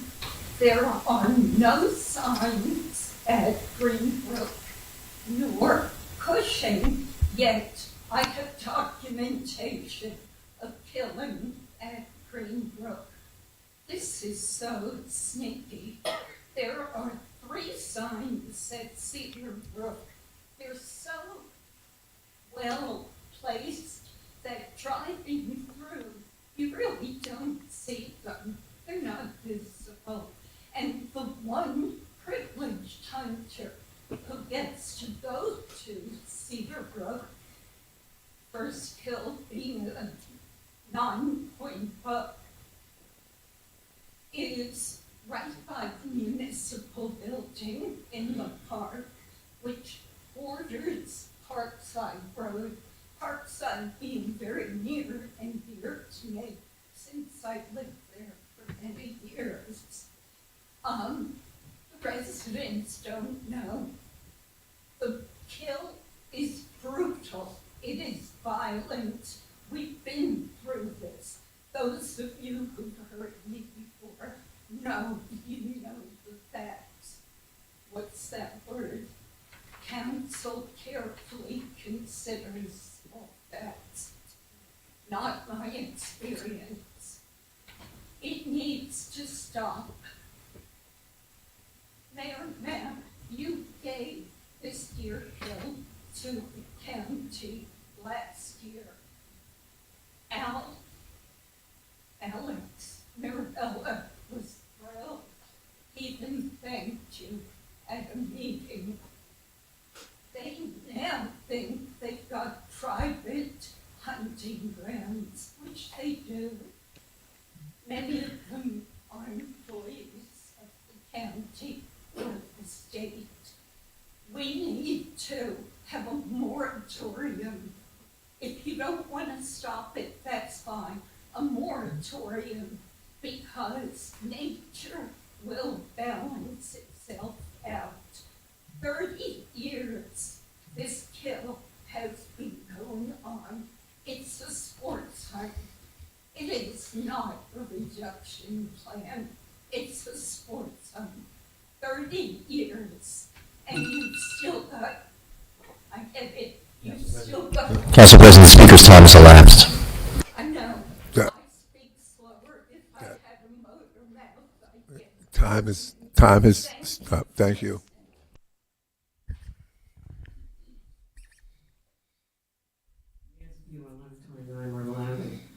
First, I just want to say to the Virgo family, I'm so glad that you survived. Your words reminded me of 2008 when Dr. Lauer, a preeminent cardiologist from Muhlenberg, stood at one of the public hearings and basically described exactly what you experienced. And rest his soul, he recently passed away, but it brings a tear to my eye to think back of what he said and what you experienced, and I'm glad you're okay. A couple things. The lady from Wiley Avenue expressed the blockages and the drainage areas. I was on a public hearing for the DEP a couple weeks ago with the Zoom because I have a concern about Greenbrook Park because there are trees that are blocking the Greenbrook. It's really not going to impact me because I live on the bluff, but they are blocking the Greenbrook to the west near the entrance to the intersection of the Stony Brook, and the Stony Brook at that section is also blocked. And I suggested to the DEP that they put up a sign so that citizens like myself and the lady from Wiley Avenue have a phone number to call to let people know that they need to be unblocked, because that's part of our flooding problem, I believe. So I just want to make the city aware. The county's aware, but there's an issue now because I think North Plainfield took back some of the land, so the trees fell from the North Plainfield side. So I don't know who's responsible for cleaning out the blockage, but it is going to back up some water. And Councilman Good and Councilman Hockaday, I appreciate your comments. That's a major concern of the state, and some of us went down there on some of these listening sessions to make sure what you said gets taken care of during the Revolutionary War, that all the stories get told, both good and bad. And I want to make you aware that they have reached back to me for Caesar's story because they hopefully, when they get the new Washington Crossing Visitor Center built, that the state just gave $25 million for different sites, not for us, but other sites in the state. We've been asked to provide them information, so they do a exhibit down there on Caesar. They do Colonel Ty, who was a loyalist, African American. They really don't do Caesar, who was a freed African American who served in the Revolutionary War from Plainfield at the age of 78 and drove a team of horses. So we are going to give them his military record and all the information that we have. And he's buried in the Scotch Springs Baptist Cemetery next to the Drake Field. The Scotch Springs Baptist Cemetery honors him as we honor him at the Drake House. Thank you for your comments.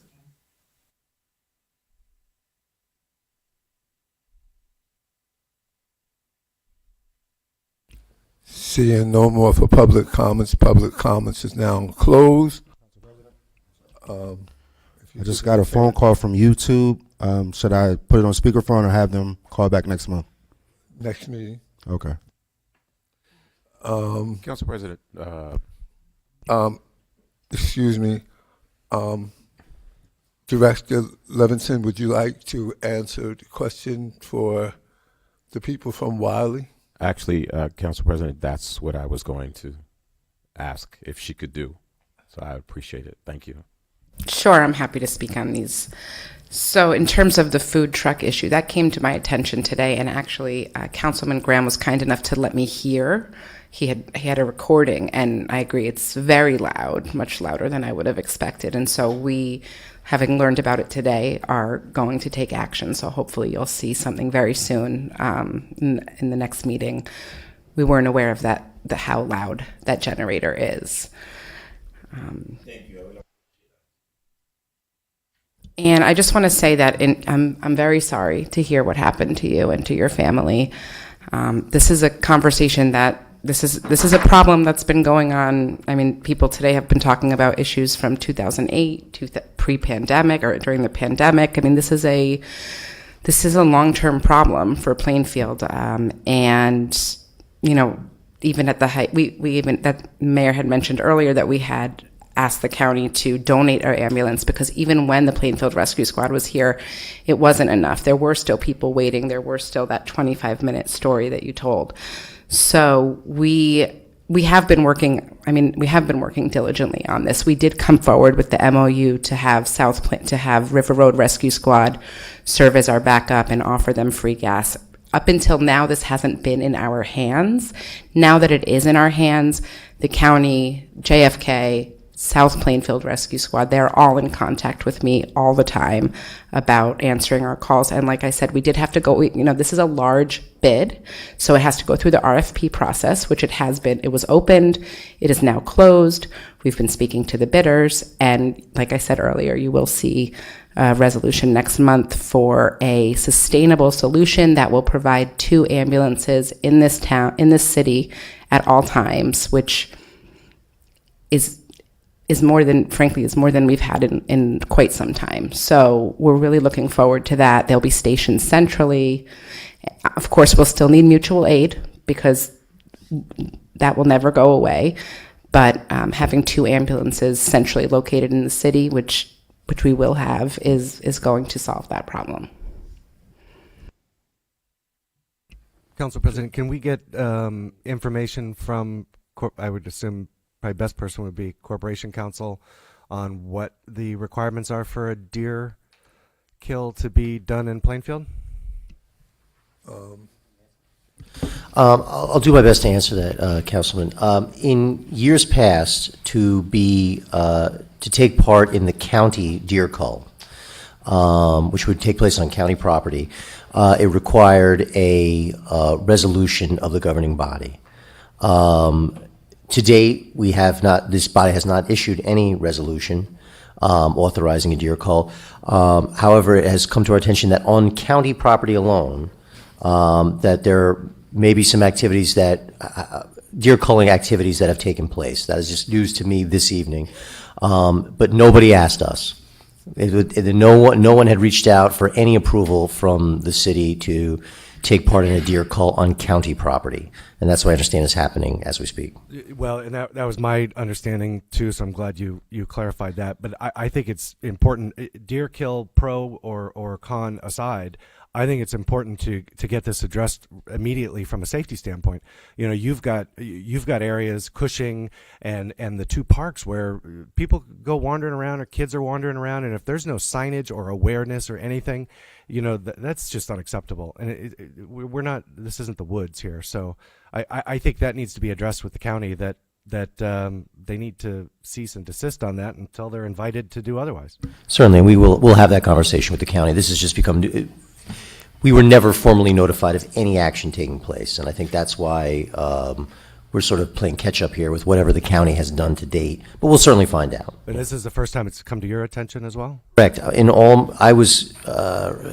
We received requests earlier this week as to actions taking place.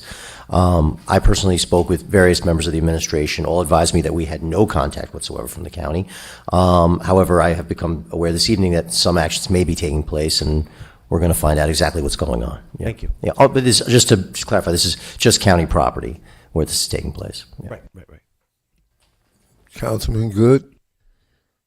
Thank you, Council President. I just would like to say, as I sat here and listened to the Virgos, as a member of the governing body, I sincerely am so glad that things worked out the way that they did, and I pray that this never happens again. And I'd also like to mention that on last week, out of the blue, my neighbor asked me would I take her to the emergency room. Long story short, I got her to the emergency room, and no sooner than she was there, she had a massive stroke. And this afternoon, of course, I have been checking on her throughout the week, but I got a call from one of her grandchildren telling me that the doctors are saying I probably saved her life. by getting her to the ER as fast as I did. So, B.A. Levinson, thank you for all that bit of information that you gave as a rebuttal to the comments that were made. We appreciate that. And I'm pretty sure moving forward that things will get better. So thank you so much. And again, I'm glad you're feeling better. Would you be willing to just drive around in case people call and need to? Council President, thank you. Can I get a motion to adjourn? Mr. President, I have one more comment question. I just would like to acknowledge, since we are convened today at a meeting, we did all hear about the fire that took place. So just asking that we continue to lift up those store business owners in prayer. And also, if we can just give a round of applause for our first responders, the police officers that was there, and especially the fire department.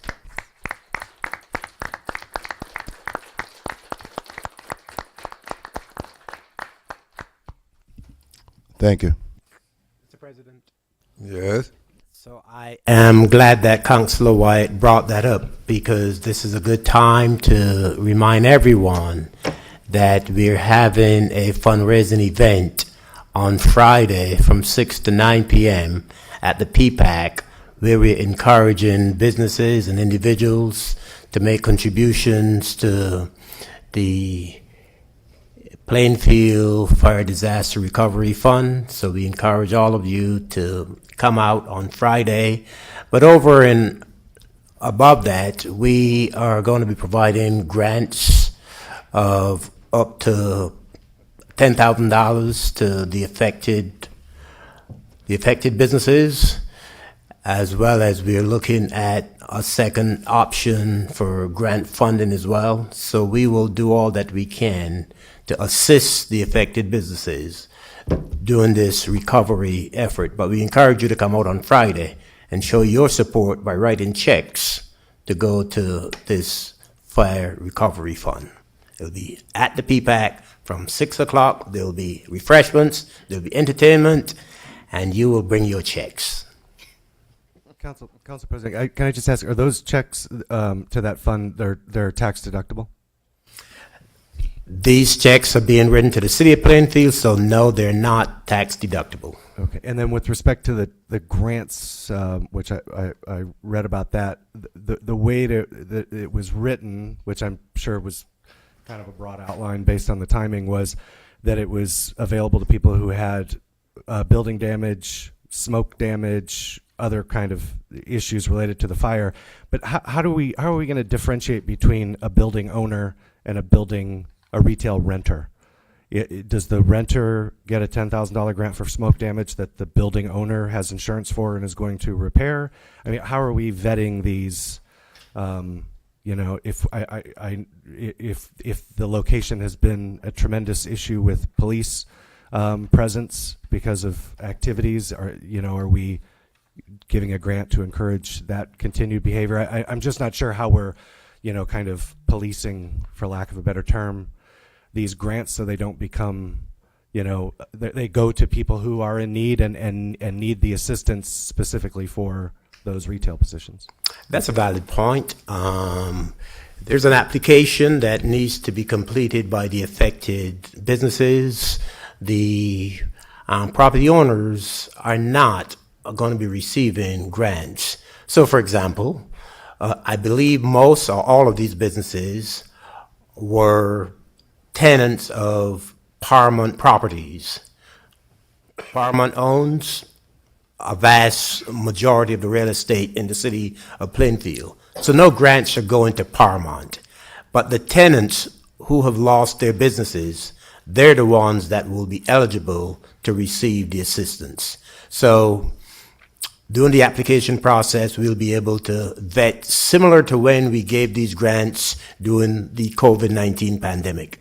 So someone just can't show up and say, I lost my business, I need a grant, and that he or she will receive it. It's not going to work like that. We're going to vet each and every one, but our goal is to provide assistance to every one of the affected businesses.